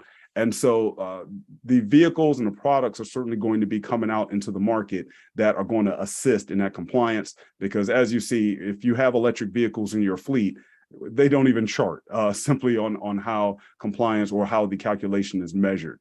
So really, we're talking about the internal combustion engine, and certainly the more battery electric vehicles an OEM can have in their fleet is going to help that overall fleet compliance in general. So let's look at the forecast itself. Just to give you a snapshot of how do we see this transition taking place over a decade. If we go back to 2020, and we've been showing forms of these charts over the years, and it's just amazing to kind of see just the differences in all the regions. Going back traditionally, North America has been on that island, a heavy V8 market, a market that was definitely leaning toward the internal combustion engine. Europe was a heavy 48-volt mild hybrid market. But now as we begin to look at 2030, and we go back to that investment that I mentioned earlier, you're beginning to see now Europe just completely go all in on the battery electric side. And North America is not really left behind in terms of battery electric. It's now right there, definitely in the thick of things. Certainly the ICE is anticipated to be around in some way, shape, or form, even going out to 2030. But what I really want you to take away from here is that, number one, Japan, South Korea is a much more diverse market in terms of powertrain selections. And number two, you still see this convergence because vehicles, obviously automotive companies are global now. So you can't just make vehicles only for your domestic market. You're going to be competing against vehicles that are going to be imported into your home market. So for example, if North America wanted to say, we'd just rather be out on the island on our own, let's just leave our internal combustion engine for our American consumers because they love their pickup trucks a lot better. And certainly sales seem to prove that. But they can't, because that competition will be coming in from many of the models in Europe. And also that gives them an opportunity to sell and export models to Europe and to Greater China also, or to begin production. So from an economies of scale standpoint, no region can just say, this is only going to be our way that we're going to do it. At best, Japan, South Korea is probably one of the only areas that is still holding on more toward hybridization, but we certainly expect that usage to also be used, particularly here in North America as well going forward, because the regulatory environment is a little bit more lax and favors the usage of the hybrid technology. So North American producers really, we're going to go back to that old Chrysler or Dodge phrase, a lead, follow, or get out of the way. Really, no one can afford to. As we begin to come out of, certainly, we look back at the pandemic, we also look at the semiconductor shortage that's having an impact on the market. As we expect to recover out of that in 2024 and the overall units begin to increase, now you begin to see the electric vehicle really coming into play in 2026 and cutting into that percentage. Now, again, the ICE stop-start, ICE is going to be used in some form along with mild hybrid considerably out to 2030. But now begin to look at the number of units of battery electric vehicles in there. And whereas if we go back to 2020, I mean, we all know that that whole percentage or that whole number there is really made out of Tesla products. By the time we get out to 2030, there are going to be a vast array of products by all the other manufacturers competing against Tesla. And I'll get more into that in a moment. Now, where are the U.S. looking to sell vehicles? I just wanted to go ahead and display. Well, we mentioned it earlier as well. You look at the SUVs, and while pickup trucks certainly get a lot of the fanfare, whether we're looking at the Rivian products and certainly the Cybertruck and Ford F-150 Lightning, et cetera, Right now, the SUV is still going to be considered the predominant segment going forward out to 2030. That means you're going to have more battery electric vehicles going right into the sweet spot of where customers want them. And again, that's something different than what we had in the past. Because if we go back to 2014, what we had is, as I alluded to earlier, most of them were kind of considered compliance vehicles, and they were all in that small B and C segment passenger car market. But now that we're getting out to 2020, we're getting more SUVs, and perhaps finally we're hitting that inflection point just right at 2025, which is certainly the ideal time from a regulatory standpoint when we looked at how stringent the regulatory environment, even just at a CAFE level, becomes for the manufacturers. And certainly I think everyone has a good assumption that things are not going to get any easier from a CAFE standard at a federal level going forward. And we certainly know they're not going to get any easier from a zero emission vehicle ZEV mandate standpoint. They may get a little bit of relief in terms of credits, but I think all of the automakers certainly see this push toward increased fuel efficiency in order to combat climate change. That's not going anywhere. And now these products are expected to really begin to come out and hit the market right in the segments that people are flocking towards and where they're choosing to buy anyway, in that SUV segment. And now you begin to see that growth. So everyone has been asking, well, are we finally at that inflection point? We're not quite there yet, because obviously some of the other market factors, and we're not going to go into in terms of materials that, we certainly can't afford. We have a semiconductor shortage now, and then the possibility of other material shortages is beyond the scope of this presentation right now. But just at a very baseline, now we're beginning to see, especially by next year or the next 2 years, as more products begin to come out, then we should really start to see some increased growth. Finally, that was expected way back, really going back to 2009 when the Nissan Leaf was first released. From a global BEV production standpoint, I just wanted to highlight here on where most of the activity is taking place and by who. And just to put them in clusters of the German 3 automakers, the Asian 4 automakers, the US D3, and exclusively the US battery electric vehicle manufacturers. Now, right now, I think everyone looks and wonders, okay, will Tesla continue to have the dominance that they have? And certainly we've often received a lot of feedback on our forecast of, well, why isn't Tesla still dominating? Well, one thing is for sure, we don't see them going away. We don't see them really decreasing in terms of the number of units that they're going to be able to move. But what we do see is increased competition. You're going to now have the competition from everyone else entering the landscape. So now, where Tesla was able to gain a considerable advantage coming out, certainly with the Roadster, but for all intents and purposes, we'll look at the Model S, where they were able to gain a considerable advantage with that product and then come out and begin to develop a mature portfolio. Now, some of the other startups have to go through that same maturation period, but they are now going through it at the same time that all of the other traditional automakers are doing the same thing. And of course, the traditional automakers have one big advantage. They already have a dealer network. They already have a consumer base. So it's going to be a lot more competition for some of the new battery electric startups that are in the market, particularly those inside the US. And as you see, really, regardless of what region we're looking at, as we looked at on the other slide, whether you're talking about the number of battery electric vehicles and the transition being made over at Volkswagen, BMW, Mercedes, you now hear, of course, Honda in its partnership with General Motors, and then Toyota, traditionally a full hybrid devoted company, now also beginning to make that transition over to battery electric. It's going to be tough going forward for really all of the exclusive battery electric car makers, just because they will not be able to dominate the landscape on their own, where right now they're competing with traditional automakers that have one or two at best battery electric vehicles in their portfolio. But what role will hybrids play in this transition? I kind of changed up the chart here just to show you the difference in growth. And I pulled out a few of the manufacturers just as samples. I put General Motors in there because you really see, and again, Bruce mentioned this earlier, well, General Motors right now has no interest in looking at hybrid technology, but certainly Toyota is definitely going to still be rolling out with its hybrid products, and they still certainly see the need, and it makes sense, certainly from a home market standpoint. And also because this is where they have really, I'll say, matured their whole battery electric architecture, not just what has been used in the Prius traditionally. Even if we go back to a battery standpoint where Toyota is still sticking with nickel metal hydride batteries a lot longer, they've been able to really work things out in their system, and that's going to be used for this transition over to battery electric. And we certainly know the desire for solid state in the future as well. We certainly expect them to make that transition to battery electric, but at not the complete expense of hybrid technology. Honda definitely also still participating, even though they're going to be doing much more on the battery electric side with General Motors as well. And certainly Stellantis and a few other manufacturers still staying in there. Now, this is out to 2030. If I was to extend this one out to 2034, 2035, some of those will come down because some of the hybrid products are really just in there for this transition as they get ready, because their customer base may not be willing to make the complete jump over to battery electrics just yet.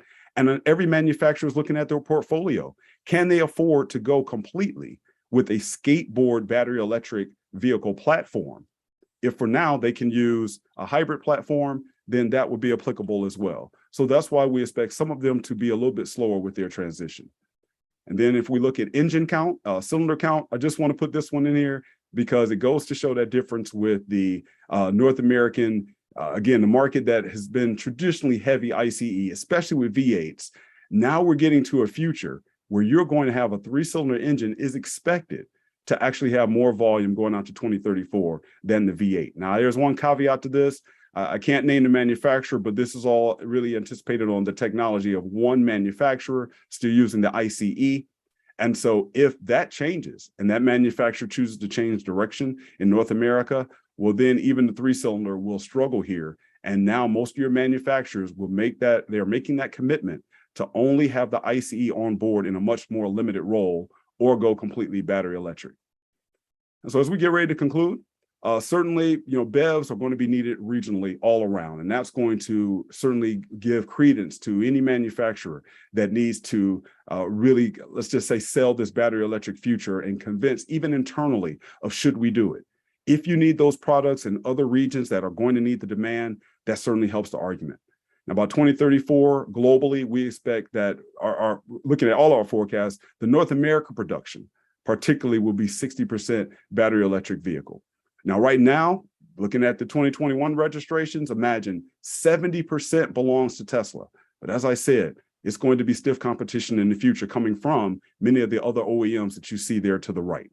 Certainly Volkswagen, and this is looking at a global level, Volkswagen being there considerably, and certainly Tesla is still right there in the thick of things, anticipated approximately 3 million as well. General Motors, well, the fleet is expected to start making this battery electric vehicle transition, and all of the manufacturers are going to be making that transition as we get further out towards 2030, and some of the ICE programs begin to be cut short, and then the battery electric models start to replace them.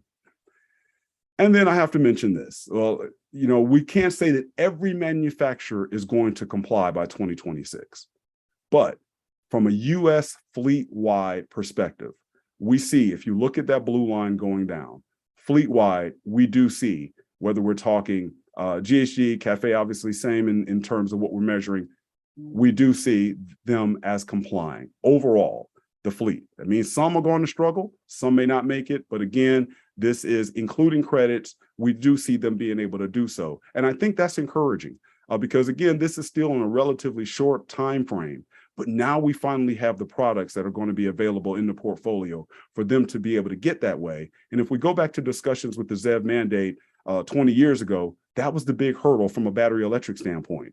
Were the products available and they were deemed as not being mature enough yet for the market? Now, when we look at the hybrids that have started coming out back in the mid-2000s, really by many of the manufacturers, now they have that available and the customer base should be receptive to it as well. So in summary, really this transition from ICE into EV is going to be product-led. You're going to have those products right where customers want to buy them as opposed to what was feasible with the technology originally. Now, this investment is finally there, and that investment is going to be justified by now having a regulatory pressure, having teeth, that now the automakers can certainly do so, not just depending on customers, but knowing that the regulatory environment is going to be in place, that if necessary, we could go back to the 70s where this is the only thing available on the lots. And since we all need some mode of transportation, that's what we're going to be only able to buy. And certainly, again, while we did not go completely into infrastructure, that the need for charging infrastructure is still there. It's something that can't be ignored. It's just right now, there may not be as much emphasis put on it because simply the emphasis is connecting the right kind of consumer with the right kind of product. And then certainly there are going to be other agencies to work on the charging, and then the rollout of where to put those chargers. That's going to be another kind of a challenge. But at least now knowing that most people with a battery electric vehicle have the capability of charging at home. And certainly when you look at many of the new housing startups that are the new homes that are being built, many of them have garages and consumers can charge. That's certainly, you can have this convergence that we're already seeing on the fuel cell side. Whereas a battery electric vehicle numbers increase, you have an increase in infrastructure as well at the right time. And with that, I will be more than happy to take any questions, and I'll hand it back over to you, Bruce. Devin, when the government talks about 50% share of the marketplace by EVs by 2030. Do you see that as there being too many barriers to that getting done? Well, I think there are plenty of barriers there, and I don't know if the government's always really focus on the barriers, but they certainly set ambitious targets. And we've certainly seen this in other regions. If we look at China, and I'll just probably make an assumption that that's the government's role, to set the target and then let the industry figure out solutions to many of the barriers. So yes, there definitely are barriers. And many times if you set something aggressive, you can't let all of the barriers really hamper you from getting there. And so I think if we look at infrastructure, that's certainly a big barrier that's out there. If we look at the materials, that's going to be a barrier. But at least one thing it does, it finally gives the automakers something to say, okay, again, now we know these are going to be needed. And that's really something they did not have in the past. If we go back to the Obama-Biden administration, they did, but they did not really have the products in the pipeline to get those out. But now they do. So just being at least comfortable enough to say, okay, at least we know this is the direction of the country. Setting that target out there, it lets the automotive industry itself doesn't become the main barrier. And I think that's what they were a decade ago. Very good. Thank you. Chris, I don't want to step all over your presentation. I wanted to see if you had any insight on that topic. No, I agree wholeheartedly with Devin. It's very interesting because California has always had technology-led emission standards as opposed to absolute levels of emissions, if you like. So there's the ZEV standards or the ZEV standards in California date back, I've forgotten now, 20, 25 years or so. But the federal government has never really had specific technology forcing regulations. So it's very interesting to see ZEV emissions targets.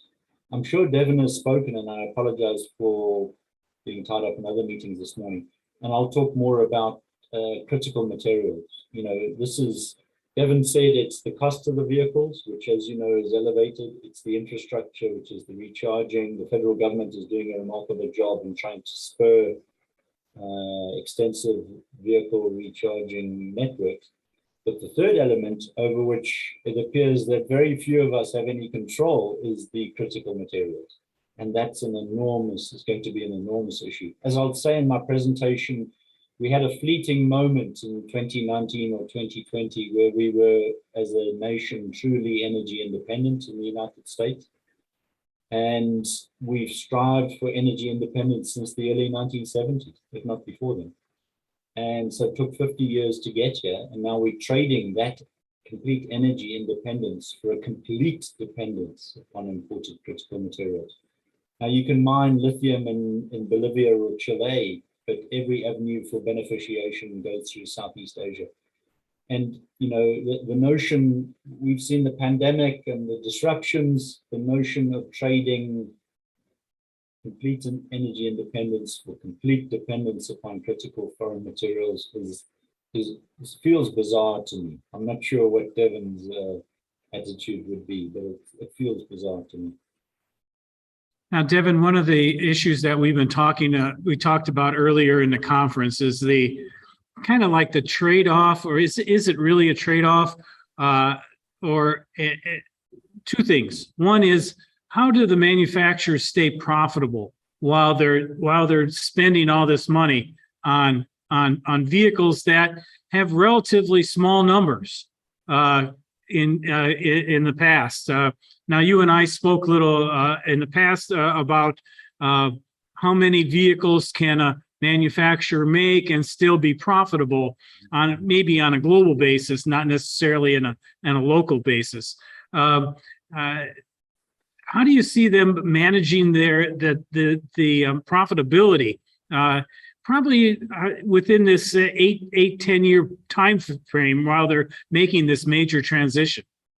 It's going to be tough, and I'll throw out just a couple of variables with that.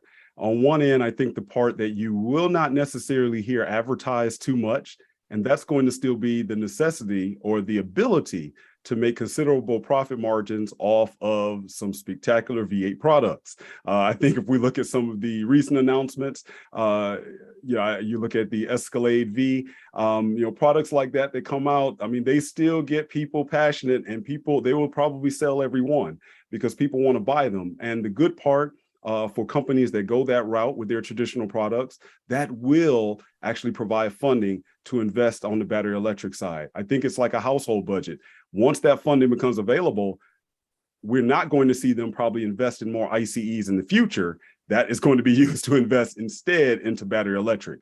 But in the intermediate portion, it will just be a little bit more money added to the coffers to make sure that's going to be available. And the other side of being profitable, I'm sure they're already anticipating the increased costs that are going to be on the ICE side as well. We often talk about the increased cost for the battery electric vehicle, but the cost for the ICE is going to be rising also.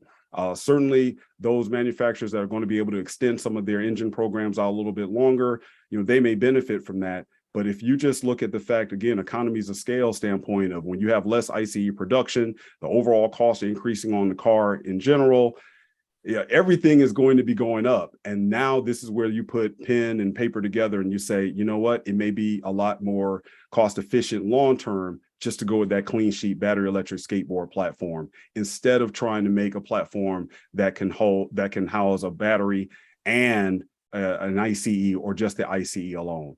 So, initially, I think the transition is going to be made still using the ICE in some of your core products, but certainly most of the, we'll say, marketing and most of the front image, you want to prepare your consumer base toward a green future instead. Very good. Thank you. Questions from the audience? So the first question was on the last slide, a couple slides that you had the data between 2020, 2021, and 2022. You showed improvement for greenhouse gases and also for MPG. And then you showed that crossover between like not meeting target and then meeting target. And you showed for 2020 and 2021, it was still dotted. So 2021's already happened. So I'm curious, when will you show and confirm that crossover had occurred? That will probably be on our next update. This is definitely one that came from my colleagues. So we have a whole different department that does compliance. So at this time, and I know when they put it together, it was based on the product that I work on, our sales-based powertrain forecast. It was based on that, but they probably did not have the actuals in at that time. So they left it in there as dotted. But this is updated at least twice a year. So it would definitely be coming up shortly. Okay, I was just curious. Second question. Second question is, you were talking a lot about these are future predictions and projections based off of the Biden administration and kind of the EPA and California Resources Board enforcing that. As Bruce had mentioned earlier, there's a lot of questions about, will that regulation actually be enforced based off of the Supreme Court's decision or potential decision? Do you see any changes or affecting your predictions at all based off of that? Great question. This is that tricky part that we always say we're not a compliance forecast. Although we have a compliance group, we certainly, and I'm sure there are many agencies that would prefer, we just said, oh, well, the government says they're going to do it, but they're not. I would say that right now our baseline is exactly, I'll use the term in the middle. In other words, we certainly would not line up completely with the Biden administration that's looking at 50% by 2030. because of all of the factors that I mentioned and some of the other hurdles that are going to be out there.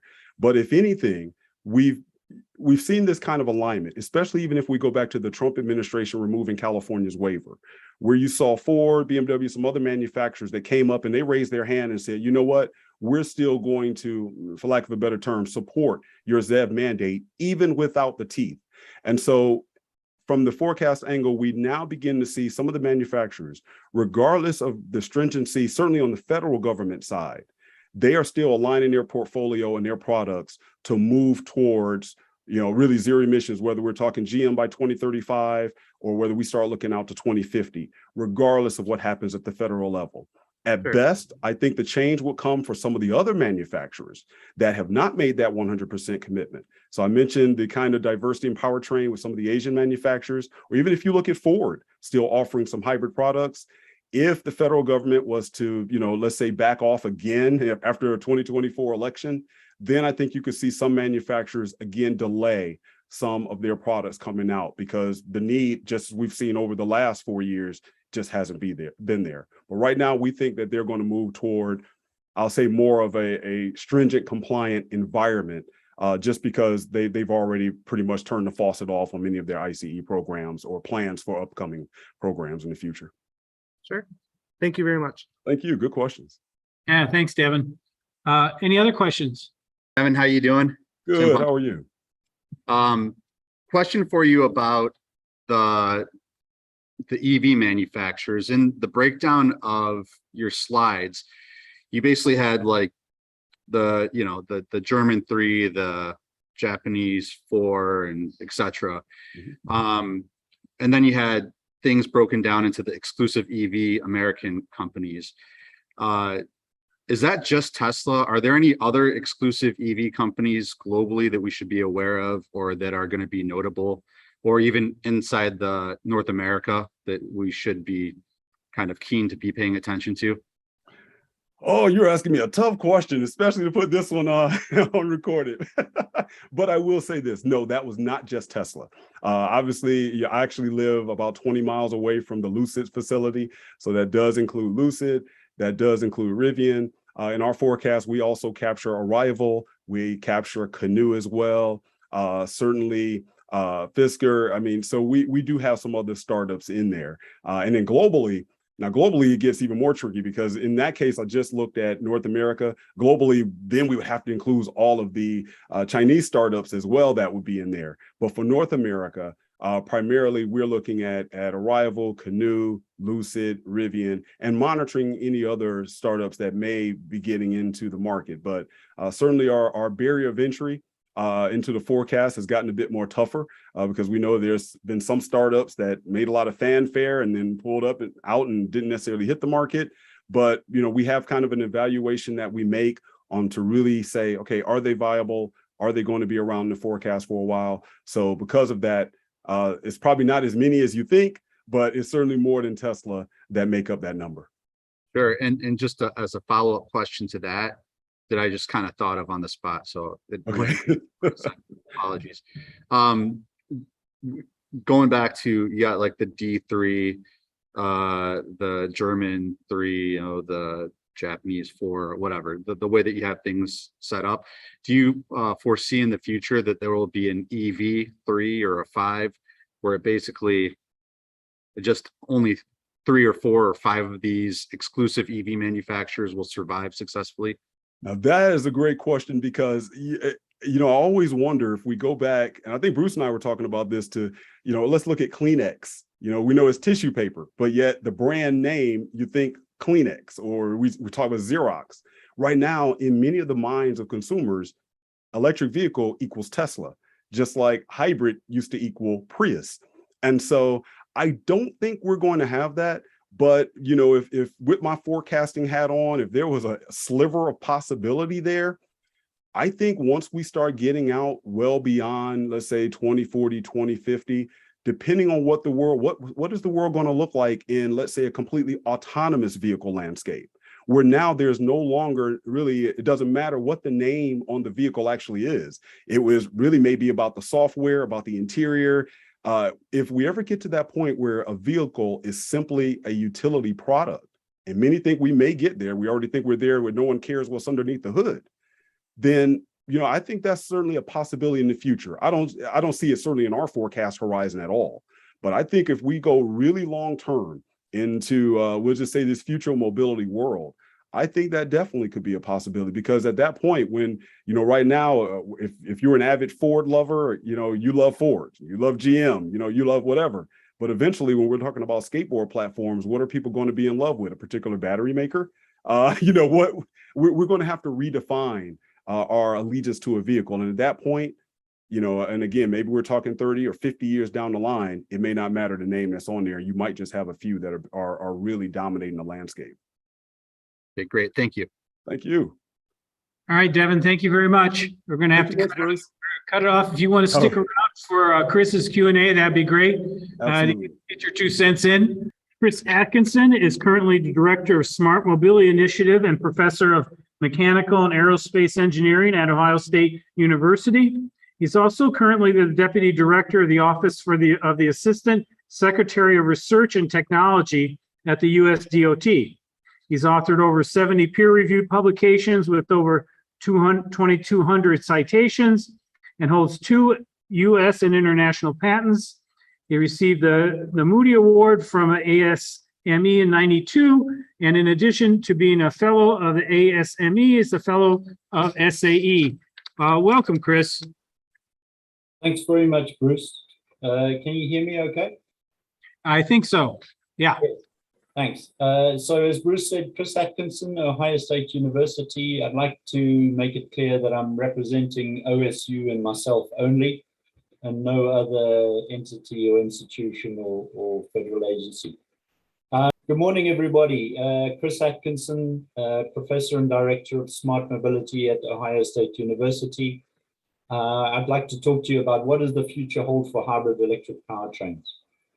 Apologies, I haven't been able to see any of the other presentations this morning. I assume that a fair amount of what I say will be a reproduction of what other people have said.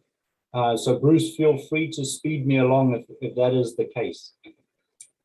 Just to give you some indication of my background, I am a mechanical and a chemical engineer. I've worked in the area of vehicles and engines and emissions and hybrid electric vehicles and transportation and mobility since the early 90s. Since 2002, I've owned a number of hybrid electric vehicles, recently owned a plug-in hybrid electric vehicle, and in October, I received my first electric vehicle, a Mustang Mach-E GT, a wonderful vehicle. And I'm just merely telling you this so that there's no specific bias. I own conventional, hybrid, and electric vehicles. The GT, I must say, is a wonderful vehicle. It's truly an amazing vehicle that just happens to be electric. It's extraordinarily fast, supercar performance, and it costs me currently 3 cents per mile in energy, whereas my SUV costs me as much as 30 cents per mile, so a factor of 10. The United States, this is the energy consumed in the United States since 1776, and what it shows you is that we are still 79% fossil fuel dependent in the United States. Now, bear in mind that these are all fuels for transportation, which is about 29% of total energy usage in the United States. It's also fossil fuel. It's also electric power generation, I beg your pardon. And then the direct use of fuels and energy in industrial, residential, and commercial applications. The non-fossil fuel share is 21%. To electrify all vehicles in the United States, light duty, medium duty, and heavy duty, would add about 34% to US electrical energy demand. As I was saying, to electrify all VMT in the United States through light duty, medium duty, and heavy duty vehicles would add about 34% to US electrical energy demand. Substantial, make no mistake, but certainly not impossible to attain. And this is just very much the same data, but shown as a percentage. The idea being the energy transition and transportation electrification would take a significant portion of that petroleum portion of our fuel and put it into the non-fossil fuel share in order to achieve decarbonization. Bear in mind, of course, I don't need to point out to this audience that you get essentially a 3x improvement in efficiency going from an IC engine to a comparable fully electrified powertrain. US GDP and VMT, historical, this dates back to the 1950s. The population is just a little more than doubled. The US population is just a little more than doubled since 1950, but VMT has gone up sevenfold, 7 times. So 3.5 times per capita over time. Bear in mind, we're at 3.2 trillion miles VMT. It's all light, medium, and heavy duty vehicles across all roads in the United States. US GDP in 2021, which is our last pre-pandemic year, was 21.5 trillion. It's interesting to see that $6.72 of GDP is generated per mile driven in the United States. Or to put it another way, if we wish to generate $7 of GDP, someone has to drive a mile. And if we wish to generate another $7 of GDP, someone else has to drive a different mile. It's remarkably depressing in many respects that we are so transportation and vehicle dependent as an economy, but it also just simply gives you an indication of how important transportation is to our economy. You've probably seen this data from Michael Sivak. If you haven't, I'd urge you to take a look at it. Essentially, what it shows is that across the pandemic, which we ran as an uncontrolled experiment unlike any other, and introduced the constraint, introduced the constraint of public health into all of our calculations, there's been a return to the primacy of the individually owned, individually operated personal vehicle. And we've seen this. We've seen this reflected in new vehicle sales. We've seen it reflected in VMT recovery, which has recovered far quicker than the VMT associated with public transit, for example. Again, we are a car-centric, a vehicle-centric economy and society, and that's merely been reinforced through the pandemic. Hybrid electric powertrains. Well, it's a 120-year-old technology that's only really been commercialized for about the past 30 years or so. As you know well, the Toyota power split device was originally a TRW patent from the late 1950s, the US design. Hybridization is applicable to a wide range of vehicles, which makes it very attractive. And the idea is that it, initially at least, it had many advantages of electrification with few of the disadvantages. For example, range and refueling or re-energizing shortcomings. We've seen a greater convergence on a few selected HEV architectures. At the beginning, there was a proliferation in architectures, but we've seen a convergence on a few select numbers. The expectations were that plug-in hybrids would lead to a resurgence in interest in HEV technology generally. But as you know, the OEMs have simply, to a large extent, skipped out what we would have considered was the HEV to plug-in hybrids transition, and then from plug-in hybrids to fully battery electric vehicles. We seem to have jumped directly to BEVs directly. Plug-in hybrids, of course, have the disadvantage of having the advantages of both conventional and electrified vehicles and all of the disadvantages of each. You're carrying around a larger battery pack, for example, for that element of the range that exceeds the all-electric range in the vehicle. But it's my hypothesis, and the central theme of my talk today is that the best use of a battery is in a hybrid. There's no dispute in that. These are top left is share of all US vehicle trip length by miles. And as you know, less than 6 miles is about 60%, 60% of all trips in the United States. I've shown plug-in hybrid and HEV sales 2019. Again, that was the sort of first last undisturbed year of sales, if you like. Total HEV and plug-in hybrid about 2.8% of the 17 million vehicle sales. The electrified vehicle sales increased significantly in 2020 and 2021 and again in 2022. But a lot of that, well, it's not clear how to ascribe that, whether it's true consumer demand or whether it's supply constraints of ICE engine vehicles or the OEMs pushing forward their electrification plans. It's a combination of all of those things. You've probably seen this, pretty much everybody by 2030, all of the OEMs are going to have substantial, if not complete electrification by 2030. Complete electrification varies as a definition, whether it's largely battery electrics with some combination of plug-in hybrids and hybrids, or whether it's fully electric varies by the OEM. 2021, a Deloitte study in the United States saying to people, what is your consumer preference for your next vehicle? And in 2021, 74% was for a gasoline or diesel IC engine. That's changed significantly across the pandemic, and it's significantly with rises in gasoline prices, to the point that now, as of weeks ago, the vast majority of people were saying that they would strongly consider a fully electric vehicle for their next vehicle, particularly because of fuel prices. Why is the electrification of transportation so important? Because cars and light is 34% or so of total greenhouse gas emissions in the United States. Of that 34, 22 over 34, so 2/3 essentially are cars and light trucks.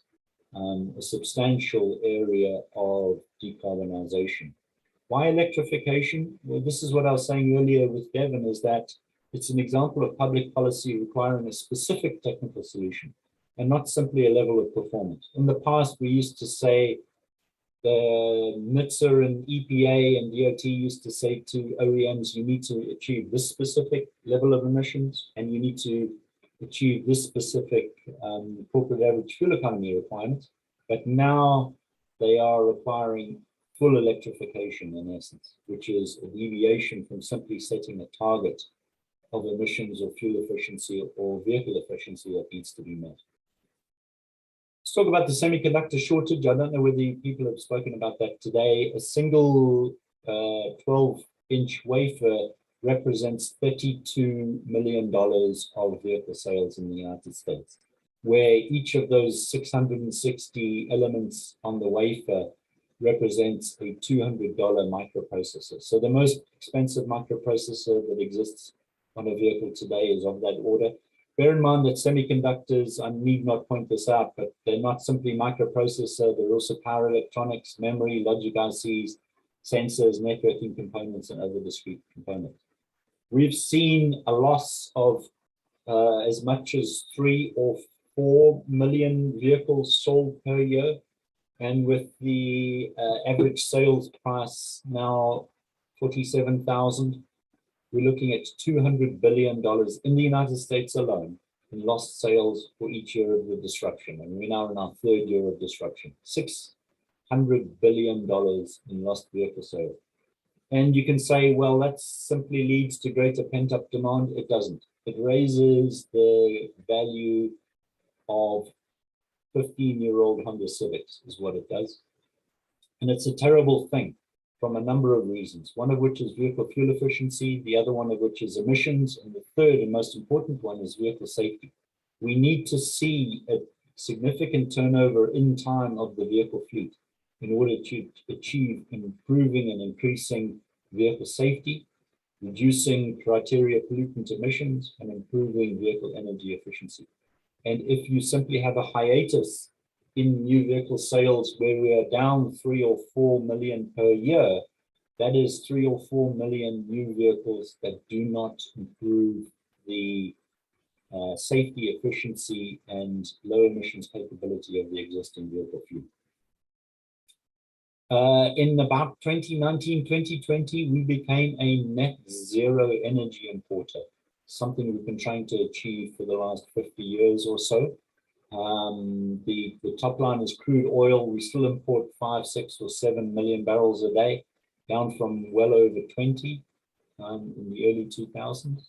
But we export finished petroleum products, gasoline and diesel and middle distillates, and export them in about the same amount. And then, of course, the blue line shows you natural gas energy exports, which are ramping up and are going to continue to ramp up for a significant period of time, especially now as they are being diverted towards Europe. So long story short, we have sought energy independence for 50 or 70 years.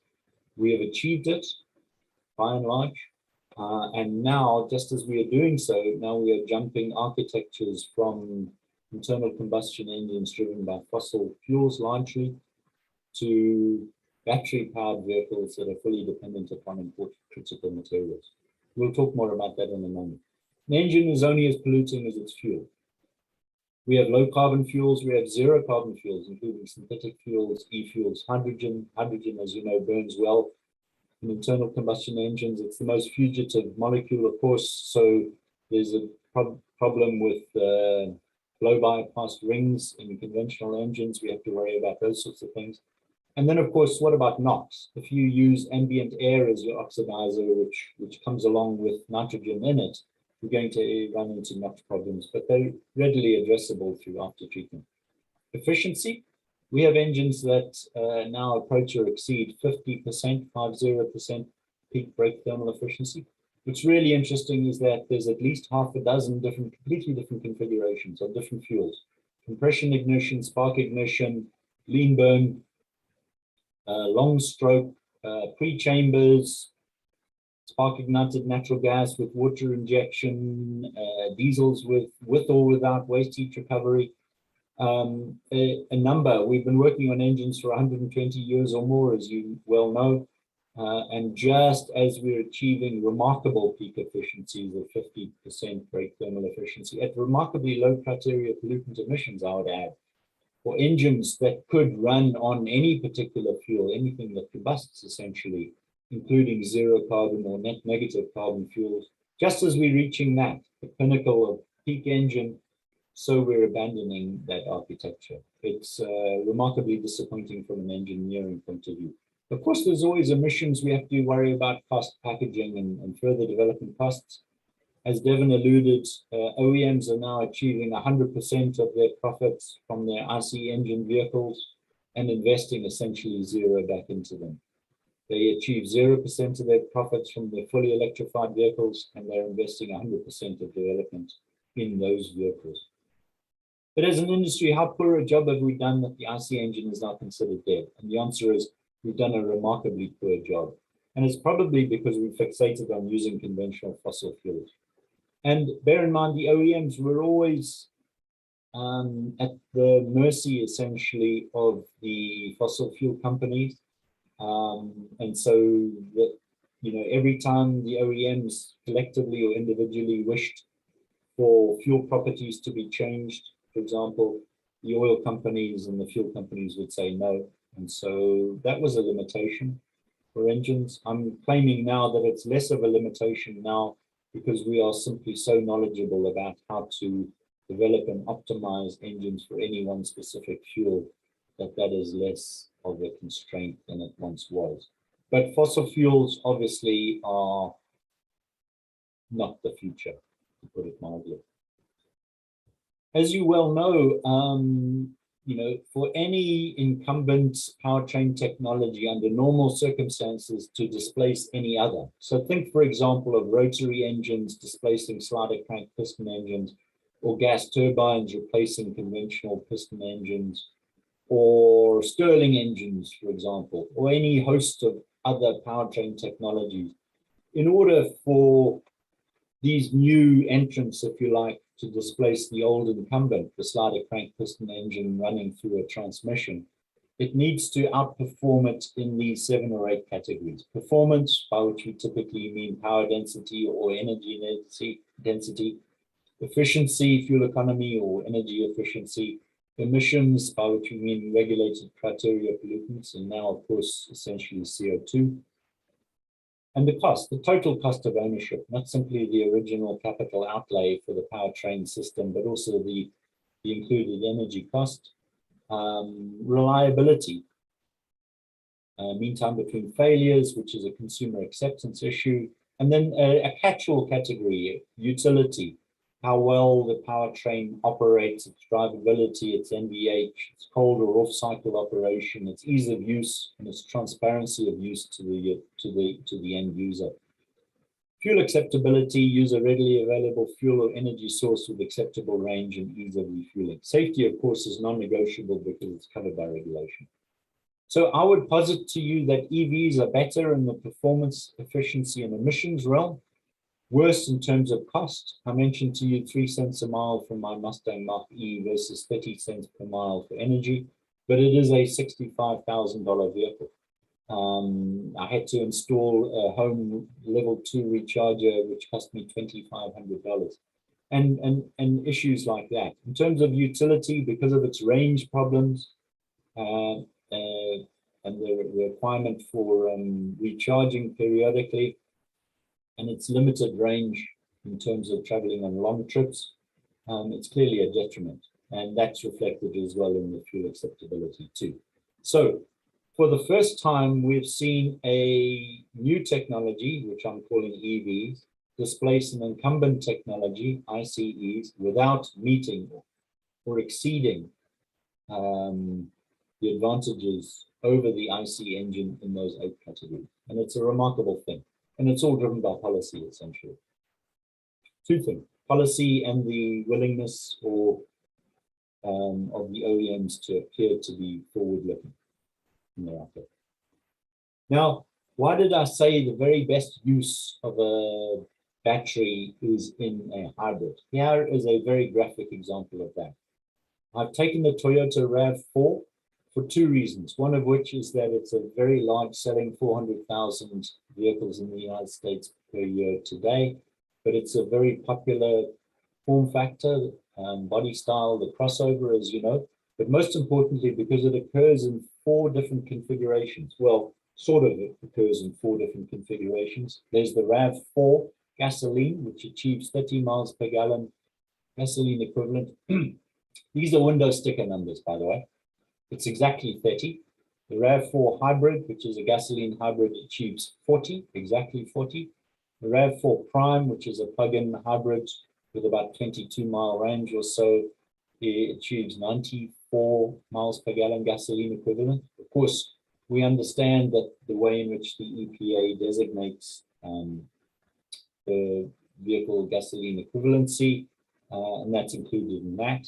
And then the Toyota BZ4X, which is not exactly a RAV4, but is remarkably similar to a RAV4 they just released as an EV, and that, of course, is the Toyota and Subaru, they share models. And that's rated at 119 miles per gallon gasoline equivalent. Now, the full EV has a 71.4 kilowatt hour battery. I'm calling that 72 because it makes it easier to do the division. The RAV4 Prime is 18.1. The hybrid is 1.6 kilowatt hour battery pack. And of course, the gasoline vehicle has no battery if you ignore the starter, the SLI battery, lead acid battery in the vehicle.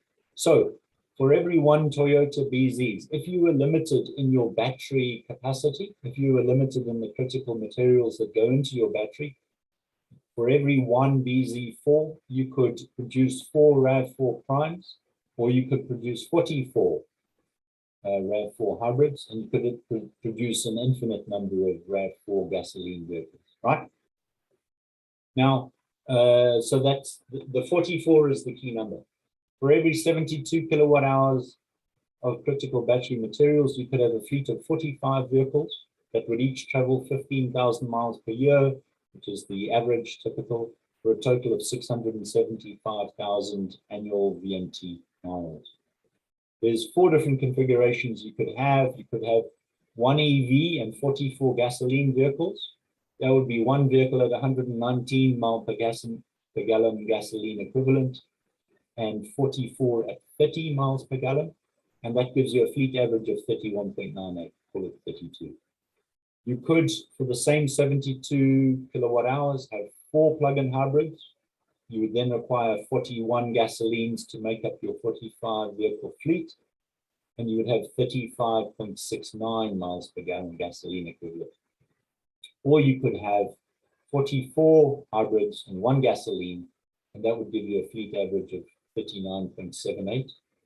Or you could have simply 45 gasoline vehicles, and that would give you, you could have an infinite number, but I'm truncating it at 45, and that would give you 30 miles per gallon gasoline equivalent. And I've bolded The third category, because it very clearly and demonstrably gives you the best overall energy consumption of your total fleet. So if you had to drive 675,000 miles with a fleet and you are limited in your battery materials, which we clearly are today, your very best combination is the HEVs alone and not the EVs or the plug-in hybrids. I hope that's clear to the audience, because that proves my supposition that the very best use of a battery is in the hybrid, not a plug-in hybrid, not a battery electric vehicle. And of course, that mile per gallon gasoline equivalent number is two things. It's our dependence on oil, of course. And the second thing is it's our dependence upon critical imported materials, battery materials. And how do you, and it's a surrogate, if you like, for greenhouse gas emissions. So how do we optimize, minimize greenhouse gas emissions in our fleet? We hybridize. Now, at some point, when you have an infinite amount of battery materials or sufficient amount of battery materials, then of course, you would go to a fully 100% EV fleet, and that would get you the decarbonization that you would hope to achieve. What is the future of powertrain technologies? Apology to Devon, I'm quoting from KPMG, Gary Silberg's report back in 2021. The century-long reign of the IC engine is ending. No one knows how quickly. The industry will look more like a mosaic. Will there be enough consumers? We'll have massive ICE engine manufacturing overcapacity. Unanswered infrastructure questions, especially with respect to not simply to the production of battery electric vehicles, but also their recharging. And if we have a second track, at least, of hydrogen vehicles for fuel cells, perhaps for long haul, line haul, class 8 tractor trailers, other off-highway applications, perhaps marine, perhaps rail. Hydrogen, of course, is a consideration in that respect. There'll be sweeping structural change, and the stakes could not be higher. Electrification, again, Bruce, if this has been shown before, please hurry me along. But electrifying every 2% of light-duty vehicle sales requires about 30 gigawatt hours per year of battery production. 40% of light-duty sales by 2035 would require 20 battery gigafactories. I know Elon Musk coined that phrase, but essentially because they're gigawatt hours per year, we can call it a gigafactory. 100% of light-duty vehicle sales requires of the order of 50. We're currently 8 under construction in the United States, or either up or running or under construction, and there's plans for a whole host more, as you know. But we're 42 down from where we need to be. What about critical materials? Lithium, cobalt, and 35 others are the most critical, including things as mundane as graphite. Supply chain disruptions now abound. 2019, we were living in a fool's paradise. We had been living in the fool's paradise for about 30 years. Lean manufacturing, which was, as you know, developed and perfected by Toyota, they've abandoned it. So as soon as the people who invented abandoned it, you know that its time has passed. Just in time is now dead. It was a stupid idea to begin with. It was the intellectual equivalent of saying we will always cycle downhill with a warm breeze and with a positive following wind at our backs and the warm sun in our face on a spring morning. And obviously, it was simply waiting for things to go horribly wrong, and they've gone horribly wrong in the last 2.5 years. But the most important thing is, as I've said, we are trading dependence on imported oil for a complete dependence on imported rare earths, other critical materials, and many critical components. These are the 50 plants, 8 planned or operational, as you know, across the US. Now, the federal government is actually aware of the critical minerals and critical components shortages. The US Geological Survey has a critical materials list. It makes for very sobering reading because there's a very large number of these materials that we fully rely upon imports, or essentially fully rely on imports for our production in the United States. You can see it from this particular figure. Again, if there's anything we've learned from the last 2 or 3 years is that as an OEM or as a society, if you do not control your full supply chain or the vast majority of your supply chain, you put yourself at significant risk of disruption for a number of reasons. You know, it could be climate related, it could be labor related, it could be conflict, international conflict related. There's a whole host of reasons why supply chains falter. And we've simply gone through the exercise and the experiment of finding each and every potential way in which supply chains can turn bad on us. I would posit that it would be a very, very bad thing for us to completely make our future automotive industry and transportation and mobility sector completely dependent on imported materials. There is the national blueprint for lithium batteries. As I say, the federal government is actually fully aware of this issue, but you know, it is limited in what it can do in terms of spurring industry to take the necessary steps, take the necessary long-term steps towards securing the full supply chain, in this case for battery and materials and other critical components for the automotive realm. Now, this is a figure I put together looking at powertrain development and regulation, because we're powertrain development people, largely, many of us. Traditional ICEs is the first column, HEV powertrains the second, and EV powertrains the third. Powertrain control complexity, and this is coming from a powertrain control person, highly complex for traditional ICE engines, and of course getting more complex by the day as we drive regulated criteria pollutant emissions down to zero. Highly complex for HEVs, but absolutely trivial for EVs. OBD requirements, highly complex for ICEs, PCEs, and HEVs. I said non-existent for EVs. That's not strictly true. There is some talk specifically in Europe and California, and of course the federal government will follow at some point, about having significant levels of OBD for both the EV powertrains as well as for batteries too. Criteria pollutant concerns are non-existent for EVs. Fuel efficiency concerns non-existent for EVs. Emissions system performance non-existent for EVs because emissions controls don't exist. Reliance on imported materials and components is low to moderate in the case of ICEs, high in the case of HEVs, mainly because of their batteries, and power electronics secondarily, and motors, rare earths, and magnetic materials for motors, extremely high for EVs.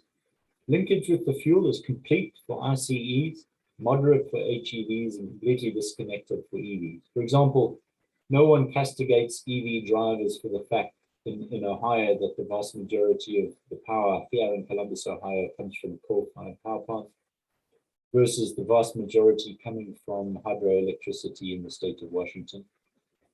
Motivation for adoption is technical and standards-based for IC engines, and policy and performance, I would say, and a bit of novelty in the case of EV powertrain. What about the future? Well, we're going to have AVs, automated vehicles. And if you think that semiconductor content is high in vehicles today, it's going to be astronomically high in the future. The automation, the electrification, the networking, and the connectivity is going to be a huge requirement for components, and the proliferation of electrical, electronic, and electromechanical systems on board the vehicles, not to mention large amounts of data. This is just a cartoon, if you like, showing how future AVs will work, external influences, vehicle vision, mapping and logic, and then vehicle control at the end. I went through the exercise of looking at what will L4 and L5 full automation, which hopefully will be around in 2030 or beyond, what it would require. And the answer is 1,000 teraflops per vehicle is my estimate. If 30% of the bill of materials for premium cars will be microprocessors and semiconductor materials by 2030, again, we have significant trouble. Data storage requirements, we'll be talking about, what did I say, 40 terabytes per day, per vehicle per day. And that has to be stored either on board the vehicle or off board the vehicle. The cloud people, as you know, love vehicles. for this specific reason. And then this is more conjecture, but 100 megabits per second by 2030 onboard vehicles for networking and communications is certainly doable. Summary, vehicle electrification is an unstoppable train. Make no mistake, there's a little train graphic there to show that it's unstoppable. Hybridization, battery, is the very best use of a limited critical battery materials. And we've done collectively a very poor job of disengaging engines from fuels. Decarbonization of engines is still possible, where I use decarbonization in quotes, because it is fuel dependent. We're trading nominal energy independence for an absolute dependence on imported critical materials. And then, if you think that you've seen supply chain disruptions, just wait. You haven't seen anything yet, as they say. Bruce, I think that's my presentation. Thank you very much. Thank you very much, Chris.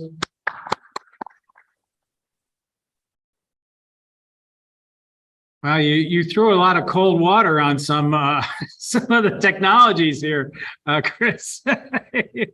It was first it was the hybrids, and we missed the boat, and then it was EVs because of materials. Yeah, no. So Bruce, if you wanted me to lie, you should have told me to do so. No, it's not. Again, if there's one thing the pandemic has shown us, it's that things can go badly wrong very quickly from a supply chain and from a production and from an industrialization point of view. And yeah, my fear is that we're setting ourselves up for failure, regardless of policy, regardless of regulation, regardless of the desire of various OEM CEOs to appear to outgreen each other. I'm just worried about the practicality.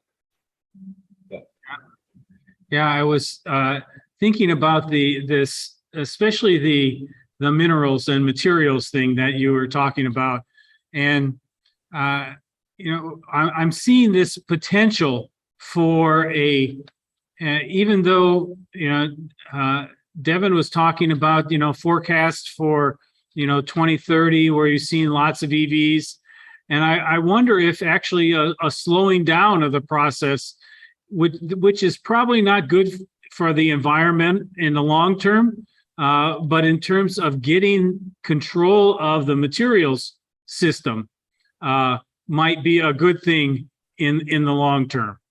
Especially in the short term, it depends on how many vehicles you actually sell, how much of that material you actually need for, say, next 10 years. If volumes are not, if you're not selling, 80% volume of EVs, well, maybe the materials, it's one of the things that we've always said about engineers. If you give them a challenge, they will solve it. They will go out and figure out how to deal with it. But sometimes you got to give them time to sort it out, right?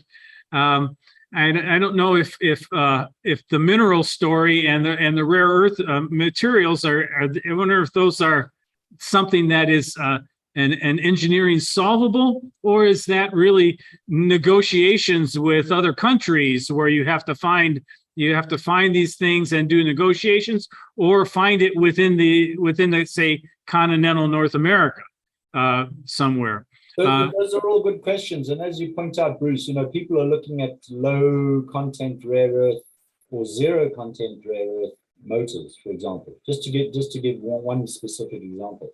So there's a tremendous amount of work going on in that area, and then of course people will talk about recycling, but bear in mind, we are ramping up production of EVs so radically, and they still only less than 10% of total vehicle sales currently, and the recycling will become significant after 10 years worth of use as they start reaching end of life. So recycling doesn't help you today. It'll help you in 10 years and 30 years. And at some point, in the far distant future, make no mistake, we'll have fully electrified vehicle fleet. Of that, I'm sure. And with significant renewable energy production. It's just, how do we get there? And it's a very, very messy process in getting there. I think Devin alluded to that earlier. We're in this sort of, we know where we've been. We know where we would like to go, but it's this messy middle that is very, very difficult to assess, very difficult to engineer for, because it's a huge transition. But I'm layering on the notion of, it's one thing to say we'll achieve 50% by 2030 or 2035 or 100%. It's another thing entirely to get there. And again, I know I'm harping on about this, but the pandemic showed that we are not that good at dealing with multiple things at the same time. We've refined engines beautifully over the last 100 or 120 years. This is not a pitch for engines. I'm just saying from an industrial policy or industrial reality point of view, we have miraculous engines that do wonderful things from a powertrain point of view. And now we're jumping into a semi-unknown future. And there are 1,000 different considerations. And we're not paying attention to 1,000 different considerations. That's my central thesis. Devin, how did you feel about his presentation? There was absolutely nothing that Chris said in there that I would have one argument against. I would just say, certainly internally, even within our organization, there is a bit of a battle between what role hybrid technology has in the future. And it is difficult because we're looking at what the manufacturers are saying, and they're all in on the BEV side, complete battery electric. But I always anecdotally, living out here in Arizona, I know the lack of chargers. I know the difficulty. They will never probably have a considerable number of chargers at Zion National Park, at the Grand Canyon. I know how many people, yes, there is water out here in Arizona. So many times people tow their boats to the lake in a pickup truck. There are still duties for the ICE that are still relevant, and the hybrid could actually be the perfect product for those duty cycles. But right now, just many of the manufacturers, and I always say this, just knowing the automotive industry over the years, they can always go back. And so, while everyone says, oh, well, they're going to do it forever, we've seen this happen with many technologies before, where they decide to just take a shift and either keep things a little bit longer or just even go completely backwards for the time being, for all of the reasons that Chris explained. So I agree with him 100%. Just unfortunately, the manufacturers are only saying one thing right now, but I think he actually brings a whole other great point that needs to be considered in all of this conversation. Thank you. I want to hear from Sudi, who spoke with us earlier in the conference. Yeah, I think the comment from Chris that resonated the most was that when you look at the compare EVs and hybrids and plug-in hybrids, and how the MPGE fleet average that you talked about, Chris, of the hybrids came out to be the best. And this was also echoed in a book by Felix Leach and Kelly Senegal. Felix is professor at University of Oxford, and there he looked at the carbon emissions. And so the battery for a BEV, when you have a large battery, you have a big initial carbon emissions from there. And sure, the slope of the curve is shallower. But then when you drop it down to hybrid, I'm talking about the graph that he shows in the book. For a hybrid, the battery being so low, you get a very small y-intercept, but then still a rather shallow curve. And so comparing ICE and hybrids and EVs, I think from an overall carbon footprint perspective, or the MPGE number you showed, that 100% agree, and it resonates with everything else that I've seen. Yeah, very good point. I didn't mention about total embodied carbon, which I think is what you're suggesting that Felix and Kelly wrote in their book. And that's extraordinarily important. As I say, we know the future. The future is going to be fully electrified, make no mistake. And we'll have so much renewable energy on the grid. We'll have ubiquitous charging. Things will be wonderful and great.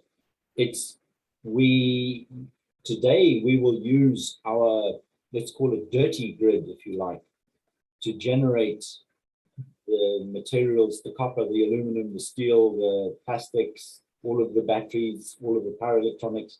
We're using far from optimal from a carbon point of view, sources to develop those materials and those components today. So it is a huge embodied carbon penalty or burden that takes a long time to pay off.